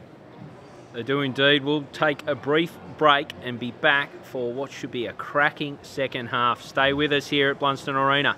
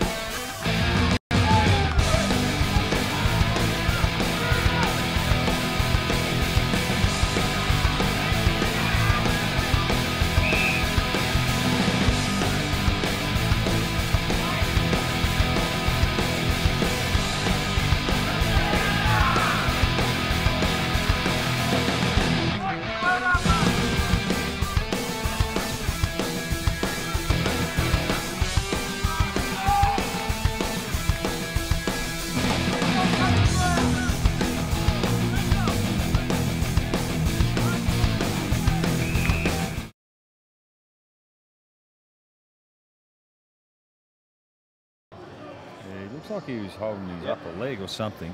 We're back, and there's some big news, boys. Half time, they've come out of the sheds, Glenorchy, and they're short a couple. Run us through it, Brent. Yeah, look, devastating news for the Magpies. Zach Webster has done his hamstring, which, you know, it's happened a lot of times this year now for Zach, so that's disappointing. And then that's been compounded by the news Mitch Hills looks like he's done for the day as well. He's on the bench. He still hasn't got the tracksuit on, but it looks like he's playing no further part, Brady, at all. Well, that really hurts their structure, because what Hills does give them is a bit of versatility. He can play key post back and forward, and also in the ruck. So they could be potentially a little bit undersized. You would think Reynolds may have to spend some time potentially in the ruck, not too sure. But Webster as well looked dangerous on a couple of occasions when he did get his hands on the footy. And so that, look, it's really going to hurt their rotations, as we were just saying. So Glenorchy down to 20 men. Can Launceston exploit that? It'll be a gutsy effort now if Glenorchy can grind out a win here. Third quarter becomes really important, boys, in the context of this game, particularly early in the contest, because Launceston, certainly the last 10 or 15 minutes were terrific. It's been the story of their season, Glenorchy. They just have not had a good run at it injuries-wise, and there's been large parts where they haven't had their best 22, and when they've often had injuries in games. It's really hurt their run at it, and geez, I think the Zach Webster issue will have ramifications beyond today, even if they win, because he was looking electric at times. He didn't get too much of it, but when he's got the footy, he's so damaging. So I reckon it's a massive blow. Yeah, gee, look, the live odds, it'd be shortening a little bit, wouldn't it? Do you still think Glenorchy win from here? Look, I'll back him in. I think it's certainly going to be a little bit tighter now, and certainly going to make it difficult for them in terms of their matchups and rotations and things like that. Different players are going to have to increase their workloads and increase their game time, but I just think they might just get over the line from Launceston. But, gee, they will be coming chock full of confidence, the Launceston boys, after half-time, and they'll probably get wind of the fact that Glenorchy down to 20 men. So if they're within striking distance at three-quarter time, certainly they would fancy themselves to run over the top of Glenorchy in this second half. So it's a 7-point ball game at the half. Glenorchy with the advantage, inaccurate in the first half. Launceston took their chances late and got themselves right back in the contest, and now, given that they're 2 down, that's massive. That last, I guess, run of goals and the form that they got in the back half of that quarter has really swung this game, compounded by those injuries. So it's going to be fascinating how it plays out from here. Well, you said the run of goals. They got 3 late in the second quarter, and Glenorchy, after conceding the first goal of the game, slammed on the next 5. So, still a fairly low-scoring game by TSL scoring standards, just 9 goals in at half-time. So we'll see what happens here as the second half is about to start. I don't think you'll see anything different necessarily in terms of positional-wise for teams, particularly from a Launceston perspective. They seem to be fairly persistent with that forward line. We know Whiting is going to be down there. O'Donoghue moving there as we speak. Kelly Mansell is one that hasn't completely got into the game at this particular point in time, so there's still some upside for him. Also, Jay Blackerby, we're used to him probably winning a little bit more of the footy than he has, so he might spend some time outside that centre square and see if he can do some damage centre forward for Launceston. Just as we say that, I think he might be lining up outside the centre square. So Launceston will start with Boyce in the middle. Hines, I like that move. He started in there. Lead him in the ruck. Duffy for Glenorchy. Jay Bowden's in there. Daly again doing the lockdown role for Glenorchy in those centre bounces. Actually, Jay Blackerby has just moved into the centre square as we speak. Gunther switched down back, which is interesting, but obviously with heels down, it has an effect on their structure. Brent Costelloe. Yes, of course, one of 2 big games this afternoon underway in the third quarter of the elimination final. It's Glenorchy who get it down towards their 50, but running out of defence is Donnellan for Launceston. He boots it long, goes just outside the centre square, still with the Blues, but Jordan Arnold's there. It's well done by the Blues. They keep it in play. Mott sells some candy, wheels around. Short kick, but it's not a good one. Lands up in the hands of Gillo for Launceston. He plays on quickly, and now Shepherd takes the mark right on the paint of 50. Plays on, He has a man up there, and it's Sonny Whiting. So what a start for Launceston. They'd love a goal here, and especially from this man. He's just got the one this afternoon. It was a beautiful goal from the boundary, but Sonny Whiting will play a big part for Launceston to win this game, Cam. Smart kick from Thomas Shepherd. He's a role player for Launceston. We know his brother Corey out of the team through injury at the moment for Launceston, but it was a neat kick, allowed Sonny Whiting to run on to the ball and have a shot for goal. You think he'd kick it? We're right behind this one. It's bending back. It's a beautiful kick. What a start for Launceston in the third term of the elimination final. Sonny Whiting has 2 for the afternoon, and the margin now is just 1 point. Well, it's the closest they've been for a while, Damo, and they're doing it on the back of Sam Rundle not in this team today. Also, Jake Smith not in the best 22 for Launceston, which I found interesting too. We've seen him play some pretty good footy across half-back for Launceston this year. But you just wonder already, that's a perfect start for Launceston. A great inside 50 entry there from them. So pressure now on Glenorchy as Launceston to kick the last 4 goals of this game, Damo. It absolutely is, and we're back in the middle. Leadham and Duffy to duke it out. The bounce is a shocker, and we'll have another crack. So interesting to see Gunther down back. Have you seen him play there too much, Cam Brown? As I'll call the play just quickly as Leadham swats it forward, gathered by Bowden. He's met with a tackle, gets it off to Banks Smith, just gets a handball out, but it's straight to Joseph, who's met in a tackle. There'll be another stoppage. I don't mind it. It hasn't, the majority of footy he's played has been forward over the last couple of years. We saw him play down back last week against Clarence and was serviceable, I would have thought, but he's had to go down there for necessity and certainly needs to do a job for his team. Mott gets himself into trouble and then out of it. Gets it back now from Daly, slaps it on the boot. A bouncing ball should be gathered by Agarnis. He leads the foot race. Liam Smith in, tackles, spins him. Not holding the ball, Savage can't gather. They keep it the Pies. Under it was Smith again, just gets it to Reynolds. Gathers it again, met by 2 Blues. Vanderveld out for Agarnis. On the boot, a little twirler. Leadham can't gather. Daly gathers, bolts away, gets it on the boot, and it's a good kick. It's a clever kick. Finds Pearce. He's given him something, Daly.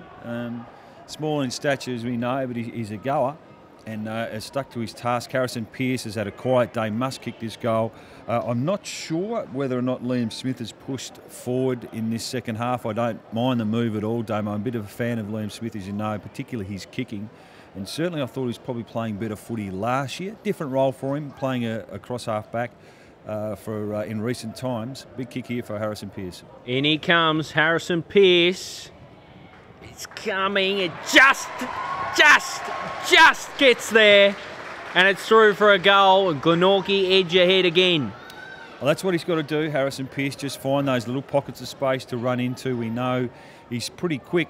And certainly when over that first 5 or 10 metres, he normally gets a break on his opponent on that occasion. And he spent some time at different stages on Donnellan in this game.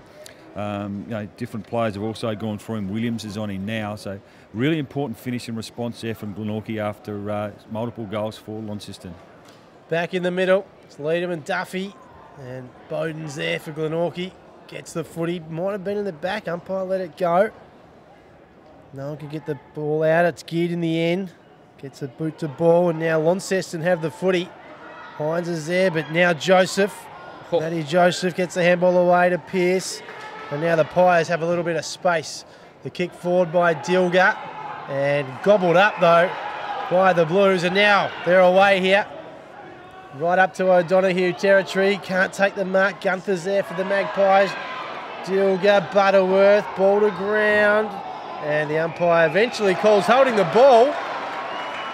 So the Blues get the kick, and it's Connor Smith.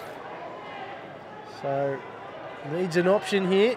Ends up going on the left. A high ball to almost near the square. Players flew. Still with the Blues, and now they go for goal, but just across the face, and no one there to collect. So now it's a race of Jordan Arnold and himself. He gets the footy. And now Agarnis, though, intercepts beautifully for the Blues. He'll take his time now and try and hold things up a little. Ends up loading up.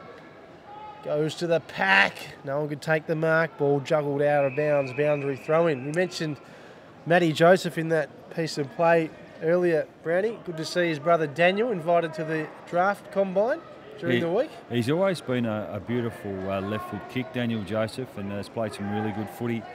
Neufel representative this year against Tasmania. Ball back in play. Attacking zone for the Blues. Oh, picked up beautifully by Taylor. Goes to the top of the square. Whiting couldn't take the mark. Still alive though for the Blues. Oh, big tackle by Joseph. Holding the footy.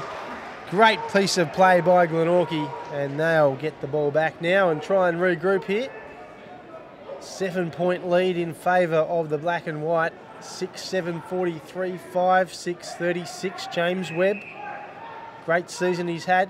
Really emerged as a great player for the Magpies. Kicks it to the wing. Reynolds is there. Couldn't take the mark. Butterworth collects the footy. In trouble. Gets the kick away. And now intercepted though by the Blues again. Webb tackle. Row bottom. Drag to the ground. And ball up. I like this. Jay Bowden has just pushed forward, being picked up by Casey Brown as we speak. So trying to isolate his young Launceston opponent and Mariner inside the forward 50. So it's Launceston again. Hines, Leadham. And now they're away through Dunellen. He kicks it right on 50 to the top of the square. O'Donoghue couldn't take the mark. Ball still alive with Whiting. Keeps it in play. Really clever. Really clever. Turns around. And don't tell me. Don't tell me. Sonny Whiting. Oh my goodness me. That would have to be one of the goals of the year. Well, I really like the work of Dunellen in this quarter. He's penetrating left foot kicking. He's starting to hurt Glenorchy off half back. But what a goal from Sonny Whiting. Not many players could do that. It was a goal out of nothing, really. Didn't lose his balance and composure. Hard up against the boundary line and a brilliant snap. Brilliant slap. There you go. But he's kicked 3 out of 6. And exactly what we said before the game. Doesn't need a lot of possessions to hurt you. Lead them down. They've got a sense about them at the moment, Launceston. They're up and about. Jordan Arnold steals this one. Out onto the wing, looks for Jay Bowden. He should track it down, but he's got company. He's crunched by Savage. And the ball trickles out. Yeah, Sonny Whiting, I reckon he's probably had 6 touches tops. Clearly, Braden Webb is hampered at the moment with some sort of injury, spending a lot of time inside the forward 50. That's a concern for mine for Glenorchy. Down to 20 fit players and obviously some other boys out there with niggles at the moment. So the ball back in. Leadham and Duffy. It's been a fascinating duel. Down for Rainbird. He's brought down by Powerfreeman. Good tackle. And we'll go again. Well, 1-point ball game. Glenorchy by the smallest of margins. Almost 9 minutes gone. Duffy slaps away. Rainbird. Then for Banks-Smith. Can't get ball to hand. Blackberry all over Rainbird, who had made no attempt whatsoever. Interesting. Happened a few times. He's been caught in that situation holding the ball. Oh, that's a great kick. Blackberry, so good by foot, is on this occasion. Bustling in is Smith. He's got Arnold to contend with. Gets her hands off. Lonigan runs into a teammate who come back in and extracts it. Does well, does Lonigan. On the boot roller, Kelly Mansell tries to tip it their favour. Gunther does well. Good body position. Great kick. Well done, Harrison, Gunther. They're out of trouble now, the Pies. Rainbird. Tell you what, I thought that was going to be a Launceston goal. Rainbird over the top. Finds Joseph. Joseph looking long for Harry Pearce. He runs and jumps at it. He's given away a free kick. Has to be in front there, Harrison Pearce. Had to work harder up at the ball carrier. Caught from behind. Oh, careful. He doesn't want to give away 50 there, Pearce. So it's Casey Brown. Good young player. He's good. Good honest player. Good. Inside looking for Lonigan. Went the Millionaire's kick. Tries to pick it up, Lonigan, he's in trouble. Well, that had to be holding the ball in my book if that was the same, similar to Mitch Rainbird. Lucky to get away with it, Launceston. Very lucky. Back up again, Duffy and Leadham. Leadham down for Poultryman, brilliant. Gets it tumbling their way. Gillow gets it on the left boot. Long, doesn't favour Whiting, but bounces out of play. That's a win for Launceston. See, that's where it's such a hard matchup, isn't he, Sonny Whiting? I don't think Josh Arnold's done a lot wrong, but you look up and he's had 3 goals kicked on him. A couple, one late in the second quarter from a set shot on the boundary line, another inside 50 early on this quarter, and then a brilliant snap from the boundary line, and all of a sudden the pressure's back on him now to quell his influence on the game. So thrown in, deep in attack for Launceston. O'Donoghue takes it out of the ruck, slaps it on the boot and through the middle! Launceston take the lead at Blunston Arena. The game was away from them not long ago, and they're now on top. Yeah, well, it's the first time they've been in front from since probably the first 3 or 4 minutes of this game. But, gee, you can't afford that situation from a boundary throw-in, and you just wonder there. Normally it probably would have been a Mitch Hills in that situation that might have been up against big O'Donoghue, but he used all his goal and experience there from the throw-in.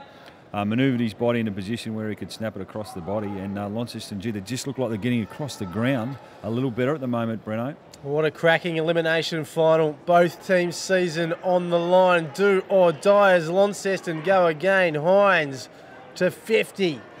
It's a race of two. Gunther pushed off the footy. And a boundary throw-in. So 5-point margin. 11.5 minutes gone, third quarter. This is perfectly placed for a cracking finish. We've got another cracking game to come after this as well. Clarence and Lauderdale, the qualifying final. What an afternoon of footy ahead. In it comes Duffy all on his own, geared. Handballs backwards to Webb. James Webb locked up in a big tackle. Ball up. I've been really impressed with Launceston's pressure, Brownie. Look, we've seen them a few times this year on the stream. They're down game for us against Hobart City, but apart from that, they've been a really competitive side, and it's showing today. They could have easily thrown in the towel halfway through that second quarter, but gee, the response has been terrific. So Launceston have it inside. They're attacking 50. Little cheeky handball over the top. Ends up with James Webb of Glenorchy. And now Butterworth, a big booming kick out of trouble. Comes to the centre square, but Launceston again, another inside 50. It's a high ball. Anyone under it? No, there's not. Blackberry gets it, ducks his head, dragged to the ground, taken high. And Jay Blackberry will go back and have a shot 30 metres out, slight angle. Well, he certainly made sure the umpire saw it. I think, in fairness, that the first tackle did look a little bit high, and then there was a secondary tackle. But the right side, I think, for Jay Blackberry here to wheel onto that left foot. Well, what a turn of events this has been. This will make it an 11-point lead if Jay Blackberry can convert. I'll put it down. We're right behind this one. Jay Blackberry on the left. Looks really nice off the boot. He's happy with it. Points to the crowd, and Launceston are up and about in the elimination final. Well, we thought obviously his standards were pretty harsh on him, Jay Blackberry, but I thought he's one play that could lift in the second half, and he's certainly done that. Really important goal for Launceston. Now it sets up a really handy break for them, and they're out to 11-point lead. They've made all the running in this term, Launceston. They are up and about, and you just sense those injuries could end up hurting Glenorchy. Big moment, isn't it? Big moment. Braden Webb we haven't seen too much in the middle as well, so clearly playing hampered. So it's fascinating. The ball's back in the middle.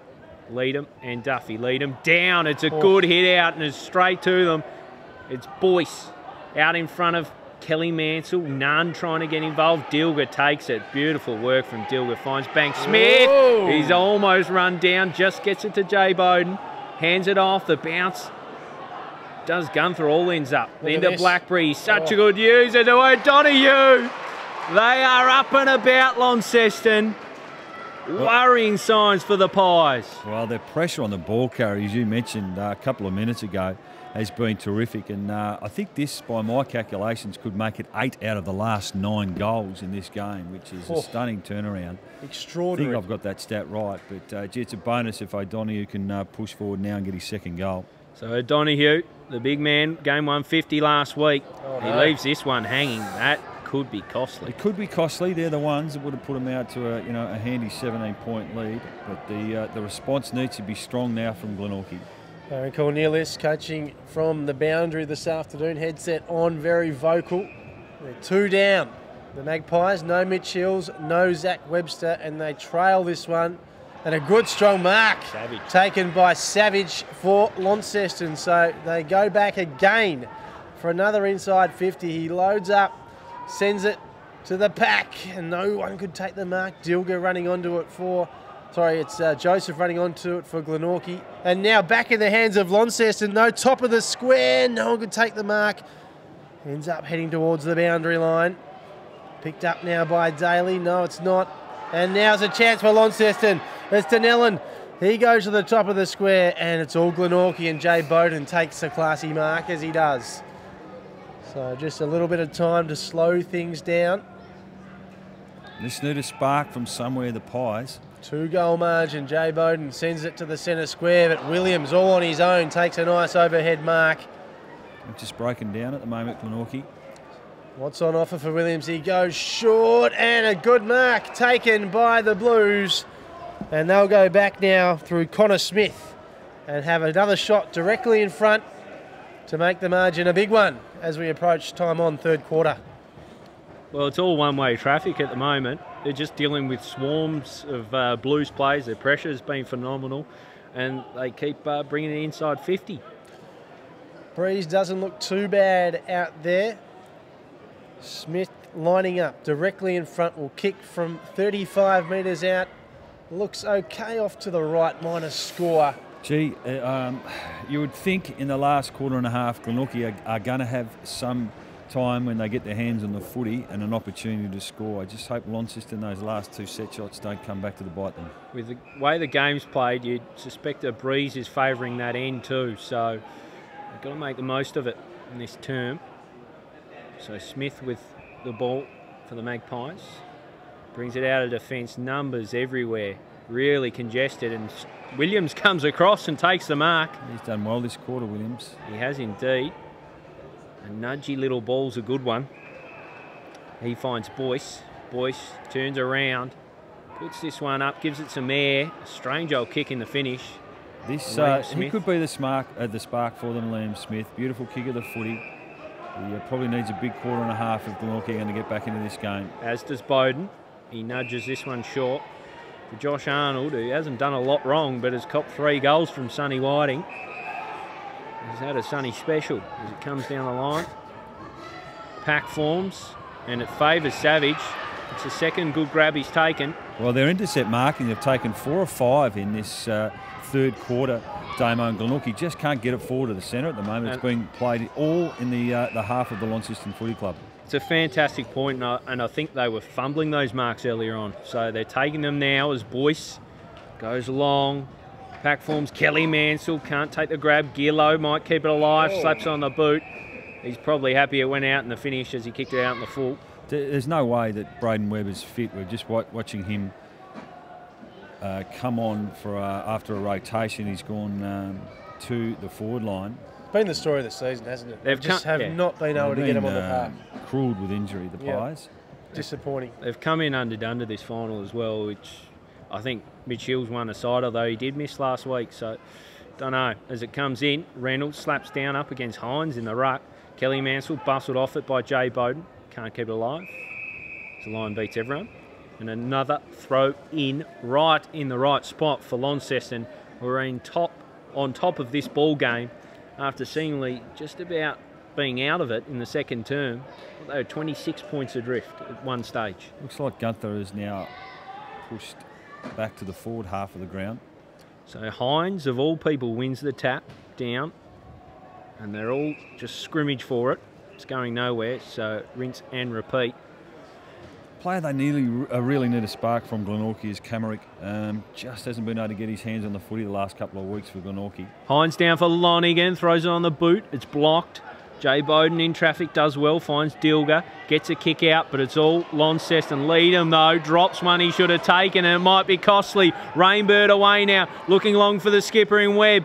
Coming across with Savage, doesn't kill the ball. Webb now shields it. He's tackled by 3 Blues. He's in trouble, somehow gets it out to Mott. Leadham picks this one up, drops it off. It's now with Smith, gets it away to Hines. Hines does well, a good kick into the pocket onto the chest of Sonny Whiting, and he'll line up for goal number 4. Well, that's why he's such a dangerous player, Jake Hines, on that left foot, and just kicked the grass, didn't he? And Sonny Whiting was able to get the separation from Josh Arnold on that occasion. And the way he's been kicking the ball today, you'd think he'd nearly slot it from here and bring up his 4th. So they've missed the last couple, the Blues. They want to make it count. The advantage in this third term. Sonny Whiting, usually good by foot. Not on this occasion, offline. Well, that's 3 set shot chances they've had in the last 5 or 6 minutes, unfortunately for Sam Lonigan and the Launceston team. They haven't been able to get it through the big sticks, as they say. Big 5 minutes coming up here for Glenorchy. They just can't get it out of their back half. We've hit time on in the third term, and it is all Launceston at the moment. They are dominating this match. Their lead is 14 points as we approach three-quarter time. Goal either side here, Breno, before three-quarter time is critical for mine. Yep, absolutely. Great call, Brownie. It's going to be a big moment. Whoever gets that next goal, that's for sure. Blackberry's in there for Launceston. Here's Duffy, gets the handball away to Joseph. He kicks it forward. And good mark taken by Gunther. He races away, gets it inside 50. The first for a long time for the Magpies. Braden Webb's there. Well done, though, by Launceston. And it's that man against Savage, who gets the footy. Does really, really well, Savage. Gets it out of danger. It was a one-on-one contest. The kick wasn't great, but they're out of trouble. He's in all sorts, Braden Webb. Yeah. Look, I hope for his sake he can get up and play a role in the last corner a bit, but he looks cooked. Butterworth inside 50 for Glenorchy. Ball to ground, and umpire will ball it up. You're right, not He's in just a good way. clearly limping to the goal square at the moment. You just saw in that contest, he just couldn't get Two. any speed or acceleration off the mark. They're 2 down, Glenorchy. Braden Webb as well would make it 3. Here's Hines. Big high ball right to the pack, and good mark by Joseph. Back with the fly of the ball. He's trying to find an option.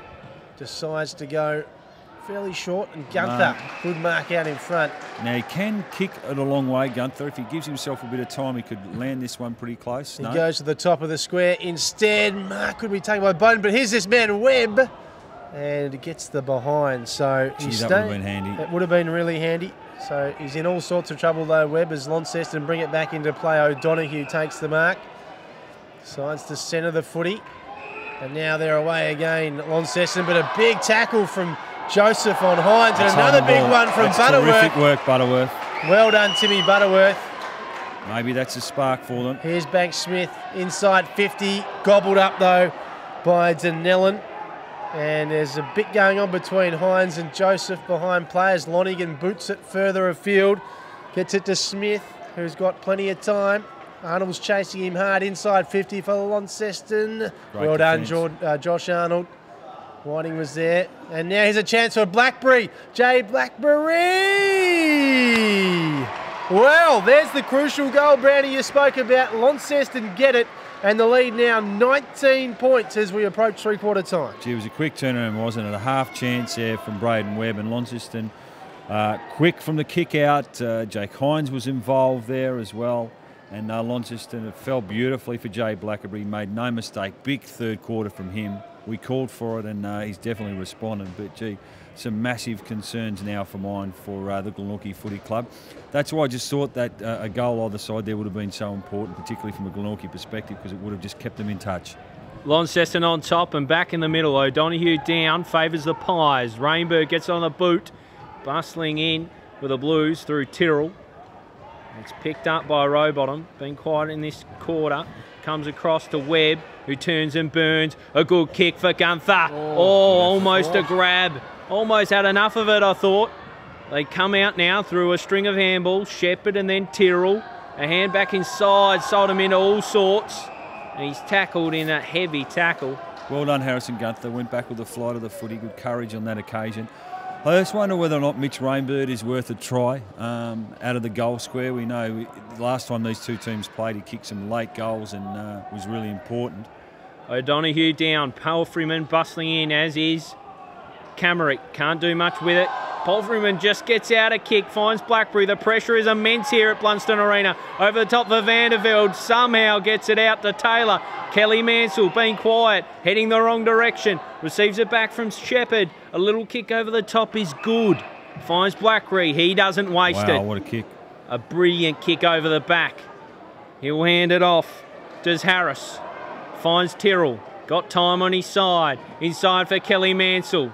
Over the top for Aganis, who's bombed on from defence. He'll just try and work his way around. Gets on the outside to Kelly Mansell. Eyes goal. Does he finish? No. Behind. gee, that would have been a great goal because he was involved twice in that passage of play. And just to push forward, I thought he was potentially a chance to get that on his left foot. 20-point margin as we approach three-quarter time. Not too far away. Silly free kick. Was a silly free kick. Goes the way of Launceston. And Van der Velde will take it. Just a little kick inside 50. Mark couldn't be taken by the coach. Lonigan he's paid. So Oh Sammy my. Lonigan. This is a big moment, an extremely big moment in the course of this game. This would be huge. A 26-point margin if Sam Lonigan, the coach of Launceston, can convert on the eve of three-quarter time. Huge moment in the scheme of the game. Siren looming, you'd think. Sam Lonigan back with the Launceston Footy Club this year. We know what he's been through the last few years. It's been a tough time. It's coming back. It's bending back. It's a goal! Sammy Lonigan on the styron. Unbelievable. Launceston by 26 points at three-quarter time in the elimination final. Well, it was a 5-goal-to-1 quarter on that occasion. Launceston actually kicked 5 goals, 4. And 3 or 4 of those were gettable shots as well. Gee, they go in with a lot of confidence at three-quarter time, a 26-point margin. It's hard to mount a case for Glenorchy. I'd love to see them get back into this game from their perspective, but it's just been really difficult, probably since halfway through that second quarter. They've struggled and have probably only kicked 1 goal, probably from the 15-minute mark of the second quarter. And all of a sudden, it was what we were saying about Launceston, where are the goals going to come from? So Glenorchy definitely have to, I think, spin the magnets for mine in this last quarter, just to do something a little differently. They're crippled at the moment with injury. We've mentioned Webb, we've mentioned Hills, and also Webster, who's off the ground. And I'm not sure how much part Webb will play in this last quarter. So look, I'm not sure. I called for maybe Rainbird to go forward. He is very good overhead. Maybe you stick him and Bowden down there, him and Bowden, see if they can actually win you the game. But gee, Launceston, what a great response it was for them. And a lot of it came from mine, intercept marking across half back. And it was just really difficult for Glenorchy to get out of that back half. And gee, they'll go in with some confidence now, Damo. The reigning Premier's season hangs by a thread as we sit here at three-quarter time. Launceston superb in that quarter and arguably could have put it even further away. A couple of errant set shots. They're up and about. The confidence would be absolutely beaming in that group at the moment. And Glenorchy got some work to do. And you just sense the fact that Braden Webb virtually is a player down at the moment. Plus they got 2 down on the bench. They're 3 down really, aren't they? They're essentially 3 down. And it makes it hard for Aaron Cornelius to be able to spin the magnets and make a shake of this game. But they're going to have to. They're going to have to try and find something. You just wonder psychologically where they're at the moment. You know that's got to be in the back of their mind that their rotations are down and some of the injuries that have hurt them. So, but they're a proud footy club, and they certainly need to respond here, and I think they will. I think they'll give it a real good crack for 5 or 10 minutes. I thought in the back half of that quarter, some of their defensive and tackling work was pretty good. They just weren't able to get it on the scoreboard. But maybe it's time for Liam Smith with his penetrating kicking to move into the midfield if you're Glenorchy. Roll the dice a little bit with him. Maybe you throw a young kid in, Ryan Banksmith as well. A good decision maker, pretty smart with the footy. As we just check the goal kickers in this one too, Damo. 3 to Sonny Whiting and 3 to Jay Blackerbury. I think they both kicked 2 goals in that quarter. Sam Lonigan with 1, Nathan O'Donoghue 1, Brendan Taylor and Connor Smith also with 1. And for Glenorchy, it's all single goal kickers. James Webb, Harrison Pearce bobbed up for 1 in that third quarter, the only one for the Pies. Braden Webb, John Geard, Jay Bowden and Callan Daly. So this one is going the way of Launceston as we head into the three-quarter time huddles. But do Glenorchy have something left in them to keep their premiership defence alive? It's looking fragile at the moment. Stay with us. We'll have a brief break and be back for the final term.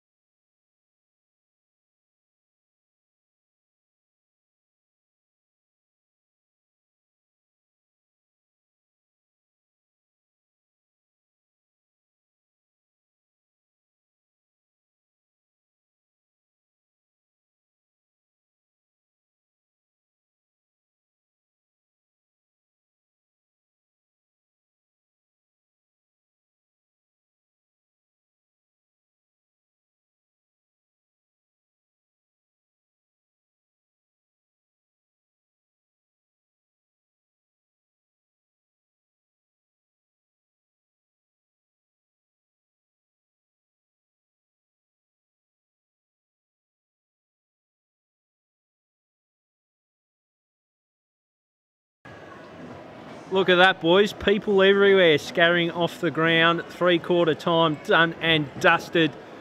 Launceston in control. 26-point advantage against the reigning premiers.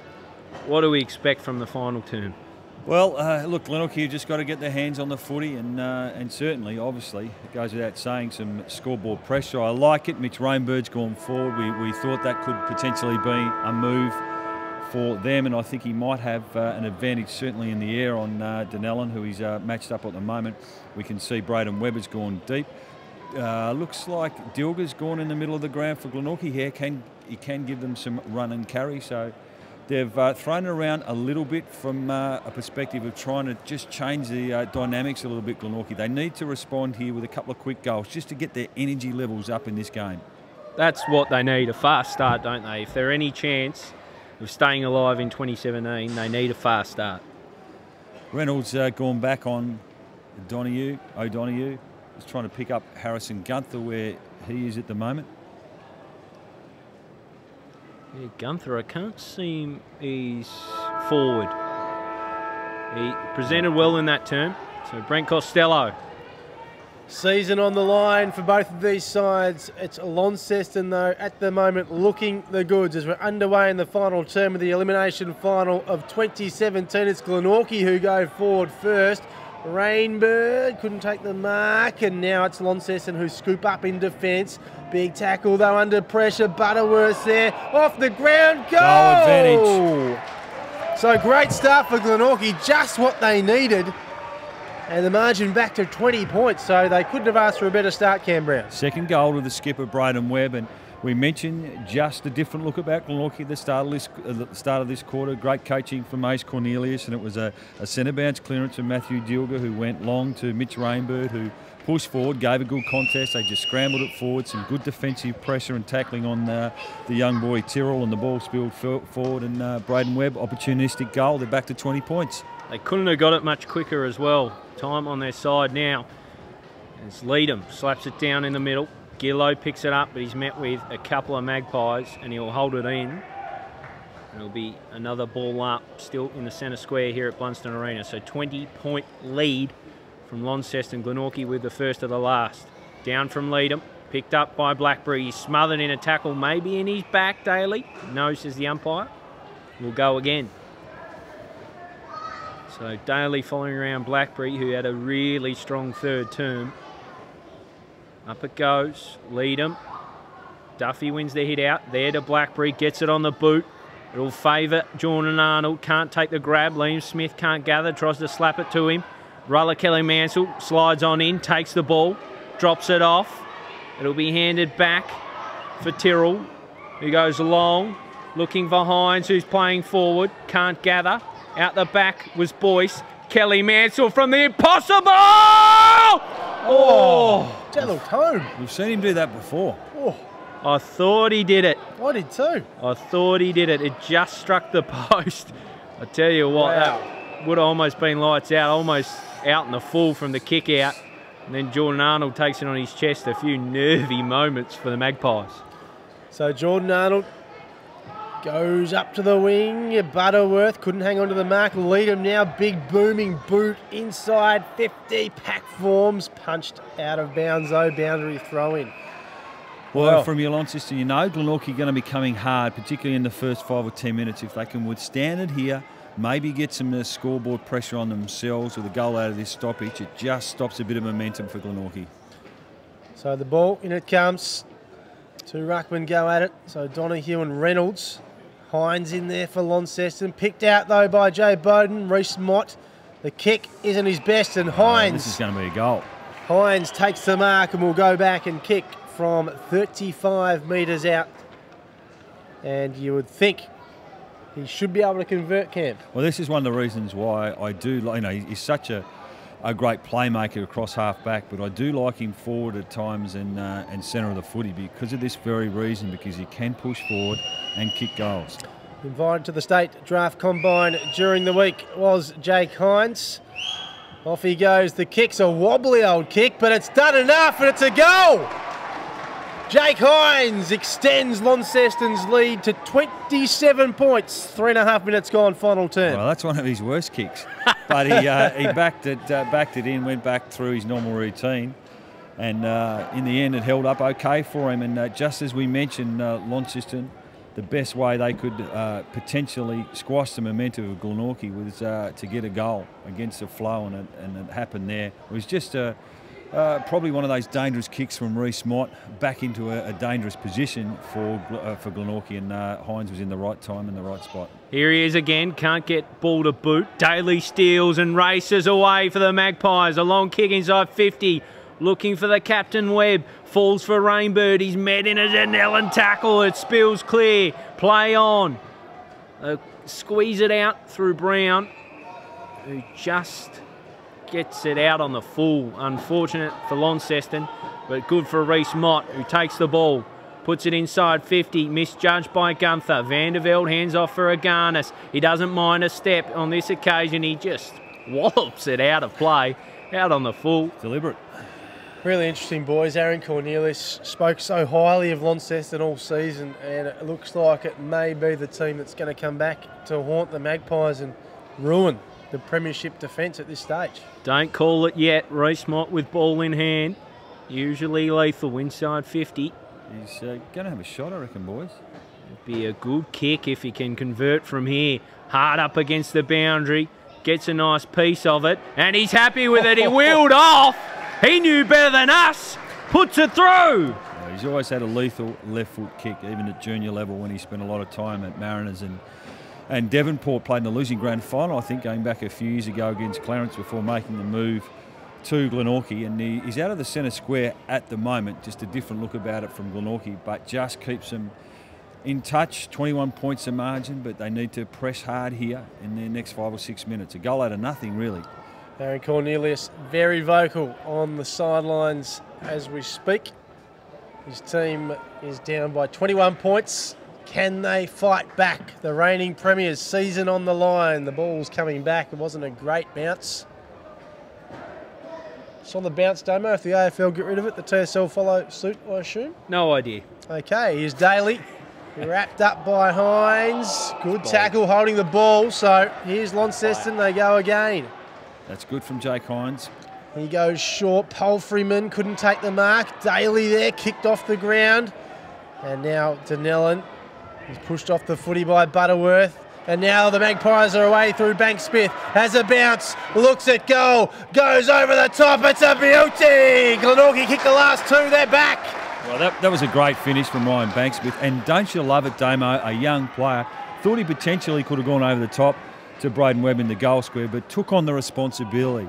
Bounce, composed footy, backed his foot skills in, and a boy who will play a lot of Mariners footy next year. His dad was a good player for New Norfolk going back in the old statewide league days, and it was a terrific finish back to, what is it, a 21-point ball game? No, 15. Not even that, 15. This one's well and truly up for grabs. Glenorchy, you just sense that at three-quarter time, Ace Cornelius has just awoken the demon a little bit. They're up and about. They're back in the middle. Launceston, what do they do? That's a shocker of a bounce. Again. Just bin it, mate. Just throw them up. Maybe the TSL get rid of the bounce before the AFL. This was a set play last game for last quarter. It goes, lead them down. Comes to Dilger, he tries a soccer. It's not a bad one. Bank Smith, the most recent goal kicker, can't bring it under his spell. Slapping it towards Launceston's direction was Brown. There'll be another throw in. Leadham and Dilger. He's given him a bit Dilger in this last quarter, Gilly, since going on to the ball. I like it. A real shot in the arm, I reckon. I reckon it's been a smart play. Just a bit of energy and physicality about him. Thrown in, Leadham. Taps down, but it favours the Pies. Bustling in was Blackberry's bet by 2. He's in a Magpie sandwich going nowhere. So from a Launceston coaching perspective, they've responded to 2 of the last 3 goals from Glenorchy because they've now pushed Jake Hines back behind the footy. Glenorchy with the extra man at the stoppage. So ball up, lead him down. Oh, almost to Palfreyman, then to Webb. Now Palfreyman drops it off. Get it on the boot, does Gillo. The kick straight to Jordan Arnold, though, and he's in a hurry. Finds Mott, sells some candy, back for Arnold, runs into Blackberry, into trouble. They might be in all sorts here. Glenorchy, the late inclusion goes long. A kick over the top. Sonny Whiting, just the goal in front of him. Takes the early kick. Wrong option behind. Great call. He did take the early kick. He probably could have straightened up. And it was just a loose handball there from Reece Mott that made it difficult for Arnold, which caused that turnover. Ball right to the boundary line. Good mark taken by Joseph. Play on. And he's been pinged. So Launceston are away, advantage paid. And now they're going to have a shot on goal. So costly mistake there from Glenorchy. Well done, Tyrrell. He's played on quickly, Jake Nunn. And Glenorchy now will regret that, that's for sure. He's been a very serviceable player, Ryan Tyrrell. That was a brilliant play. Yep. And look, it's hard to be critical of Joseph. It's obviously been something that would have been drilled into him the last quarter. Play on, take risks. But the young Mariner now has a real good opportunity. Ryan Tyrrell right behind this, and it is good. Launceston extend their lead even further. And Glenorchy need to do something and do something fast. Now, some of the kids today for Launceston, Hines is obviously one that we know of, but names like Tyrrell have certainly had their moments at different stages in this game. Connor Smith's bobbed up, Gillo, another one, Casey Brown. So they'd be really pleased for that if you're Sam Lonigan, the Launceston coaching staff, Chris Hills and the like. So this one, a really important goal there for Launceston, 22 points. Just on that, Brownie, how much would Sam Lonigan be relying on his bench coach, etc., at this crucial stage of the game? It must be difficult being that playing coach, such an important player in that team as well. It's a great question. As they get it out of the middle, Boyce, he finds Taylor, the ball smothered, and then Daly retrieves it, goes long. A big pack under it, punching clear. Tyrrell, the recent goal scorer, finds Danellen, runs into trouble. It's there for Gid. He's tackled. He didn't give the runs hands. out of time. Throw, I think. Bad decision. He had people running. Blackberry is a good kick, and that is delightful. Lonigan's pushed forward here, boys. Long and strong, looking for O'Donoghue or Nunn. Sitting under is Nunn. He takes the grab. They're looking good here, Launceston. A kick across, looking for Tyrrell. Coming late was Dilger, but too late to effect. So Tyrrell. Now Lonigan can work off his man here. Tyrrell just pokes the kick, looking for Whiting. He gets into the back of his opponent, which is Josh Arnold. And Glenorchy just breathed a sigh of relief. Oh, very worrying out of defence. Camrick just over the top, overcooks it. No. Just, I think. Gunther just brings it in. Looks inside. Kick over the top of Joseph. It falls for Lonigan. Gets the kick out immediately. And it favours Harris. Well he can't take the ball. Jordan Arnold does. Spins. Turns. Gets it on the boot. A long kick for Rowbottom. Been quiet, Rowbottom. He takes the ball. He's got Joseph offering short, and that's where he heads. Webb's on his own. Braden Webb in acres of space. That kick is a shocker. Taylor affects it with a punch. Comes to Lonigan and then Blackberry. He's slung down. There'll be a ball up inside the centre square. Game on the line here at Blunston Arena. And we're just a tick into 12 minutes in this quarter, so Glenorchy have to make their move now. 22 points is the margin. They need something, and something very quickly. The Magpies to get themselves back in this contest. Jordan Arnold, fantastic player he is. Tucks the footy under his arm, turns his opponent inside out. And now they've got a bit of time here. Mott goes for the short option. It's Daly, takes the mark. He plays on quickly, wheels around. Kick's not his best. Had to be in front. Vandervelde was there. And now Launceston have some time and they have some space. They go forward and mark taken by Sonny Whiting out in front of Josh Arnold. It's been a great battle, that one, Breno. It has indeed. Really enjoyed it. Sonny Whiting, kick 4 this afternoon. Goes to the paint of 50. Lonigan, great mark, Sam Lonigan. What a star he is. It was a good kick too. It was a good kick. And they've been really composed with the footy in hand in this last quarter, because Glenorchy have thrown absolutely everything at him in this first part of this quarter. Sam Lonigan's had a couple of set shots for goal, Damo. One went through before him. Another one didn't quite make the distance, kicked it okay. So be right on his distance the way he's kicked the ball today, I would think. He's going to have a look at it, Sam Lonigan. Loads up, and it's off to the left. So a minor score there for the playing coach. In fact, it's out on the full. It's missed a lot. So got to be brave now, Glenorchy. They do indeed. Mark, taken by Gear, gets it off quickly to Joseph. His kick's not good. Gunther's there, though, luckily. He gets it further afield. It's all Launceston, though. Williams is there. He wants to find his teammate. He does. It's Tyrrell. Tyrrell dragged down. That's got to be holding the footy. So big moment here for Glenorchy. Braden Webb. It was a great tackle because he's clearly hampered. Looks like he's only working of a radius around 15, 20 metres from mine, from the top of that goal square. But as we know, he's had some injuries this year. Important kick. This would reduce the margin to just 16 points. So a very big moment in the scheme of the game. Still plenty of time left. Only 14 and a half minutes gone in this final term. Braden Webb, the premiership skipper, the reigning premiership skipper of Glenorchy, off to the left. So they would have loved that goal.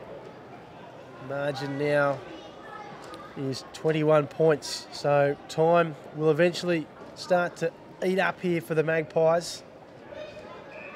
They need something potentially out of this play here as Hines brings it back in for Launceston. Bowden at the back. And now Williams, he's got wrapped up in a big tackle by Butterworth. That's holding the footy. So Timmy Butterworth gets it. He goes sideways and finds Camerick. A big ball to the top of the squiddy body home. Braden Webb's there. Beats him though, and Launceston are away. Vandervelde. And now they've got some time and they're out of danger, the Blues. They go to the wing and they're off. None. Whiting's away from home. And now a ball out of bounds for a boundary throw in. Plays a role, Damo Nunn, doesn't he? He leads up at the ball carrier. He's often that connector kick that you're looking for out of half-back and to work up onto the logos. And he's a real workhorse for them since coming across from Bridgenorth. We've mentioned this a few times, that just his first year at this level, and he's done really well. Absolutely. 16 minutes gone here in the last quarter. Launceston with the advantage. Glenorchy coming hard. Blackberry with a ball. Puts it long inside 50. Looking for O'Donoghue. Not in best position. Picking up off the deck beautifully was the Blues. It's Powerfreeman. He can't get out of handball. Looking for O'Donoghue. Swinging around in a tackle was Mott. Gets it out. O'Donoghue drops it off. Finds Smith. Just gets it moving Launceston's way. It wasn't the prettiest kick. And they run out of tarmac, do the Pies. It'll be thrown back in again. Josh Arnold it was who met the ball. It was thrown out of play. So Launceston, they can really put the nails in the coffin right here if they can add another. I think one more would well and truly be beyond Glenorchy. Thrown on in. O'Donoghue just taps down in front of him. Favours the Pies. Dilger. Errant kick. Finds Smith. Rides the tackle. Hands off. Looking for O'Donoghue. Oh, hand pass block. Sonny Whiting sniffing around. Gets onto the ball. They tackle. They get it out. Reynolds desperate over the back. Camerick can't gather. And another throw in. What an afternoon of footy ahead. We've got this game, the elimination final, and then the qualifying final between the two teams that hate each other's guts, Clarence and Lauderdale. Cannot wait for that directly after this here at Blunston Arena. Thrown on in. O'Donoghue just taps down. It was Blackberry in late. I thought he was collected. Nothing coming from the umpire. Whistle away. It's just a big pack of players all desperate to get the footy. And another ball up. This is where two men down starts to really hurt you from a rotation perspective. Deep in this last quarter, you need some fresh legs. I'm not sure Glenorchy have got much they can give off the bench at this particular point in time. Gillo, a skying ball, and it's a good grab from Arnold. Hasn't travelled the required distance. Picking it up, bustling through his boys. He's trying to get it on the boot. Looking for a try almost. Rugby league, I was about to say exactly the same thing. He's a hard in and under player, boys. He plays a role for them. We know he's a premiership player at the club. Spent some time away at different leagues before returning to the club, and he's been pretty serviceable again today. O'Donoghue down. Oh, it's straight to Boyce again, but again he's met by 2 or 3 Magpies. Launceston player in trouble here too, boys. Might be okay. It might be Jordan Harris coming Running off okay, which is good news. It looks okay. A little proppy might have copped a cork as it's ball up again. Power Freeman on the boot! Offline. Oh. But I tell you what, time the enemy of the Magpies. It's Brendan Taylor that's come off a little bit proppy, boys, but hopefully he's okay as Timmy Butterworth comes steaming through the middle here at Launceston Arena. Jay Bowden, the superstar, 3-time league best and fairest, and now Williams collects for Launceston. They push it forward through Casey Brown, and now a chance to go inside 50 once again. O'Donoghue's lurking, can't quite take the mark, and now Glenorchy out of defence. What can they do? They're running out of time, almost time on in this final term. Season on the line. Williams and Duffy. Duffy couldn't get Vandervelde, and now Aganis has the footy. Goes back to Williams, and now he goes to Kelly Mansell right in front of us here in the combox. Jay Blackberry now, and you think smart 20-point margin, time on. It's going to be really tough now for Glenorchy. Really, really tough indeed as Jay Blackberry changes his mind at the last minute, and he finds Vandervelde. He wants to move it quickly and does. It's a high ball right in the middle of the 50, and the mark couldn't be taken by Leederman. Butterworth collects for the Magpies. Plays on super quickly. It's Savage and Bowden. Great spoil. And in the end, it ends up in the hands of Harris. He goes wide, and now Hines. They've just got to control the footy, which they are at the moment. They're just chewing time off the clock. Can't see Glenorchy getting back into this one now. Too late for mine. It'll be really tough from this point. Hines just goes the short option in the end and lands in the hands of Casey Brown. The youngsters, you're right, Cam, you said a little while ago, but they've stood up for the Blues today. A lot of them have been sensational. Yeah, well, this is another boy from St Pat's. A lot of these boys have come from St Pat's College and still at school.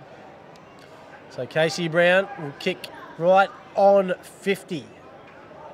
It's going to be a big kick. This will really put the nail in the coffin. It's off to the left. Doesn't quite make the distance. Oh, gee, I thought that might have been in play still, boys.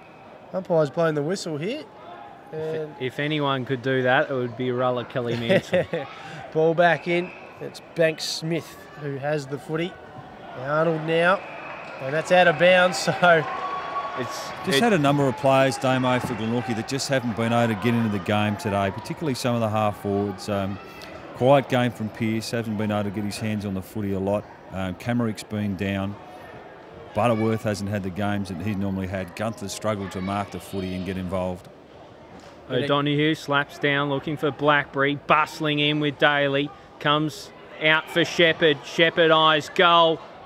It'll fade out to left, but it's another behind in the way of Glenorchy somehow pinching this, but you'd think it's beyond them now, Breno. Absolutely. 21 minutes gone. Final term, elimination finals, footy, TSL style. A big old pack forms. Jay Bowden emerges with it. Gets it on the boot. Braden Webb with his own paddock. Sidestep. Looks at goal. Gets it on the boot. Finishes off. So Braden Webb, playing on one leg, has had a decent afternoon. And he gives Glenorchy the faintest of hopes. But you'd think it's done. Well, he's kicked 3 goals on one leg for mine, clearly injured. And he can't get too far out of the goal square. That's why he didn't lead up at Jay Bowden on that particular kick. He relied on Jay to kick it deep and high into the forward 50, and he just showed some composure there to kick a goal. So, look, there's probably time for the Pies. 21-minute mark, 16 points. Well, Brownie, but they're I'll going to have stop to you be there. quick. The clock at the ground has controversially stopped on 21:10. So we'll wait and see how long is left in this game as the Blues go forward once more. And a mark couldn't be taken by Smith. Ball to ground. Comes out eventually, and now Glenorchy have it. Still wrapped up though. And the umpire blows his whistle as the sun comes out here at Launceston Arena. Cracking day for footy. Beauty, isn't it? Ground looks in terrific nick. Great crowd in, double header. What more could you want? Daly kicks it inside the centre square. Garnis gets it, tucks it under his arm. He's been great this afternoon. Ball to ground. Lonigan's there, the coach, but they get it out in the end, and they go inside 50 once more, the Blues. Here he is, the superstar, Sonny Whiting. Can he finish off with 5? Yes, he can. Sonny Whiting, what an afternoon. The Blues are home and through to week 2 of the finals. Well, that really hurts, doesn't it? And look, he's explosive off the mark. And he started level there with his opponent on that occasion in Josh Arnold, but he was just able to get to the ball quicker. Doesn't panic. Nice balance and kicked across his body and scored a terrific goal. He's been dangerous all game today. Game over here at Launceston Arena, really, isn't it? Just time to tick. Amazing to think Glenorchy's season is done. Same story again. Sonny Whiting kills the opposition. So that is extraordinary. Back in the middle. Swatted down from Leadham. Picked up by Taylor. Finds Lonigan. The coach has had some nice involvements. There to roller Kelly Mansell. Quiet afternoon. Tyrrell hands off to him again. Can he weave some magic? Kelly Mansell finds Tyrrell. He'll cross the arc. Gets a kick out in front of Gillow. Can't bring it under his spell. He'll look to follow it up. They'll bring it outside of defence. Kelly Mansell over the back. He'll pick it up. Hugging the boundary. Hands it off. He'll look to get it back. Gets a handball out, Gillow, and he's crunched in a tackle. So he'll have a set shot and soak valuable seconds away from Glenorchy. So James Gillow, talented youngster. You know, Launceston will have a big job to do in week 2 of the finals. They'll be up against Clarence or Lauderdale. Another trip south as well.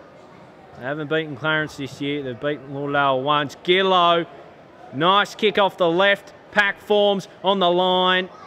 Just tapped over by Glenorchy. They'll be full of confidence now, Damo. They'll think they can beat anyone, I reckon. Well, you've beaten the reigning premier. Why not, as it comes along? Jay Bowden does his best. A few Blues around it. Harry Pearce can't gather. Vanderveld on hands and knees. Just tunnels it out. Hines rides the tackle. Cops one high. It'll be a free kick. He's had a darn good game, Jake Hines. And it's 50. So that's salt in the wounds of Glenorchy. Jake Hines will line up for his second.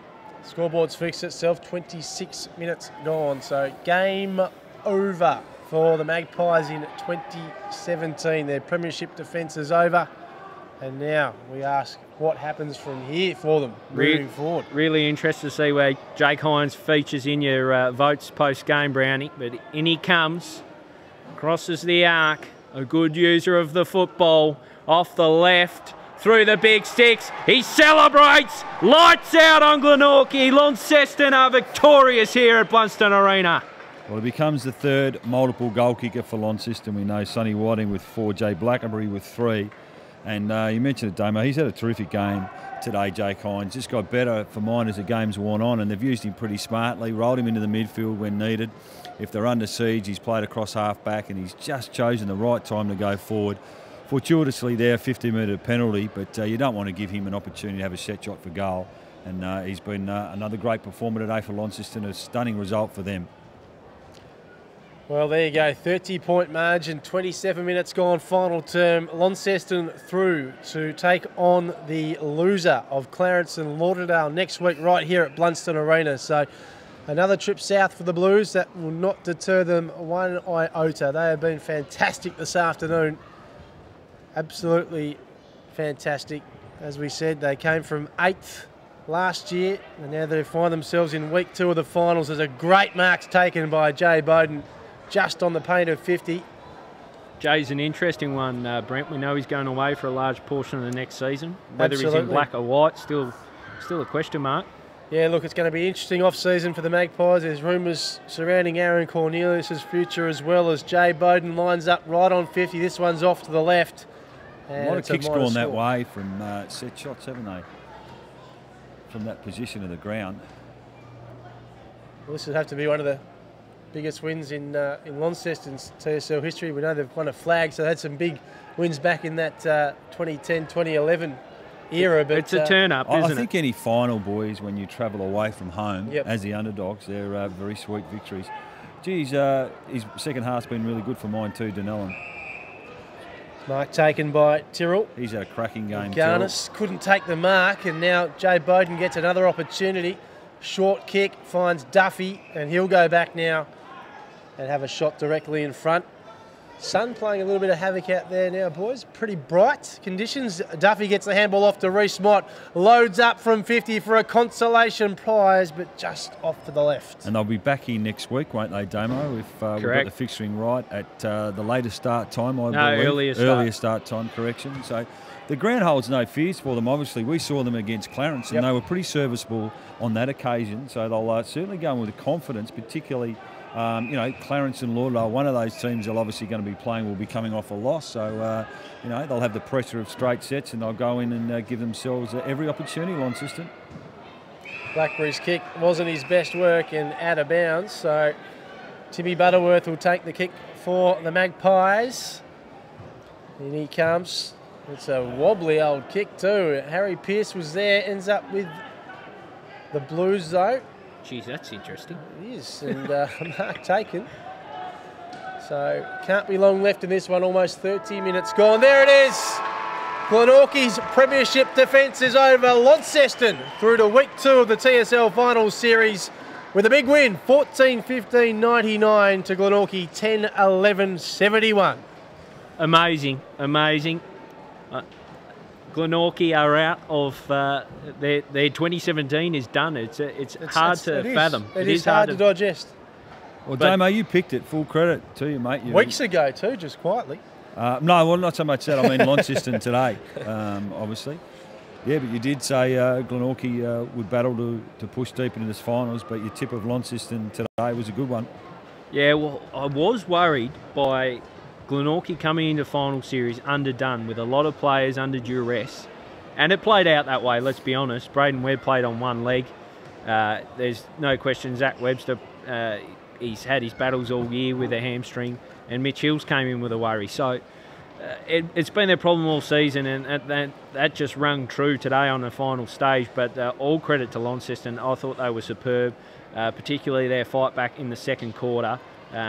Just turned the game on its head. You're right. That was the period of the game, wasn't it? Glenorchy kicked 5 goals in a row, and you just thought it could be really difficult. But all of a sudden, Launceston scored back-to-back goals. Gillo was involved in one of those, and all of a sudden it just reduced the margin. They went into half-time with a bit of confidence, and then from then on, their second half I thought was stunning from their perspective. Glenorchy, I thought, tried pretty hard in that last quarter. They were down on the rotations. They still kicked 4 goals. Launceston ended up with 5 to run out 28-point winners. But full credit to Launceston to come here, travel, get the win, and they'll go away, as we mentioned before, with a lot of confidence. And from a Glenorchy perspective, look, they were just undermanned in the end, but just really, it was sort of a spluttering season for them. They just couldn't get it going for any continuity, whether or not be from wins on the board, but also playing personnel.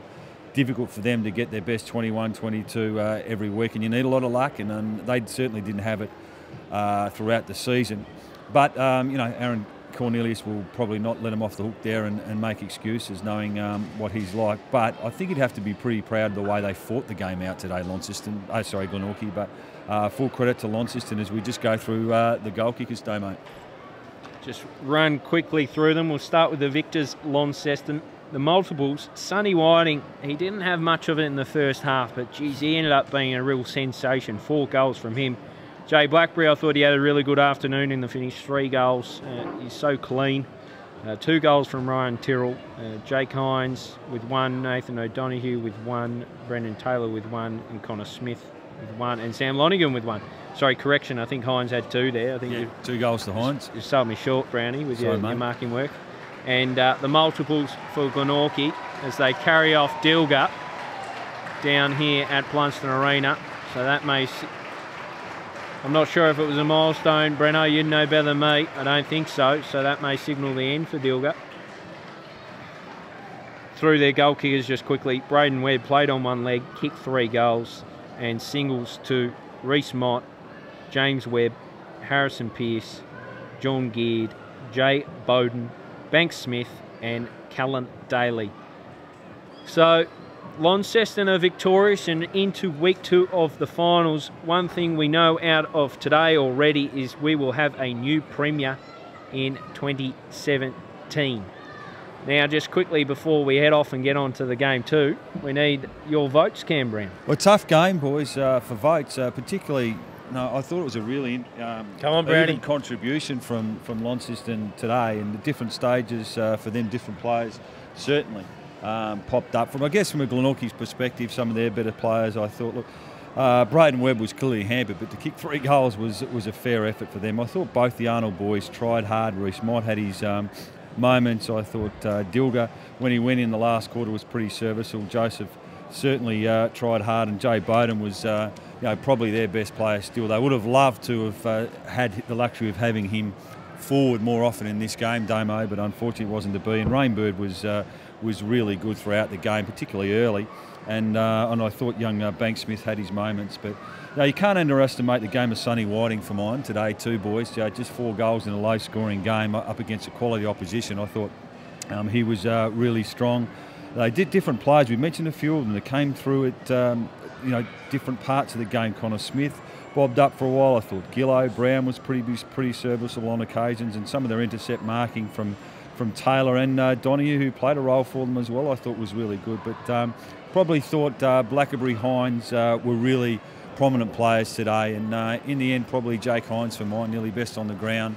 I thought Jay Blackberry was really strong, and just got better and better every time I see him. He's young Ryan Tyrrell, so give him a mention as well, because he was pretty composed with the footy, and I thought he was going well when Launceston were down. So look, a great team effort from Launceston today, and they've got to be his chance next week, boys, you would think.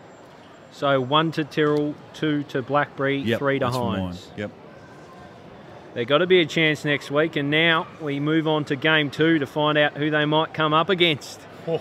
This link will end now. Head to TSL Facebook page or AFL Tas YouTube to get on to game 2, and it's going to be an absolute mouth-watering tussle between Clarence and Lauderdale, 2 teams who do not like each other. Join us then.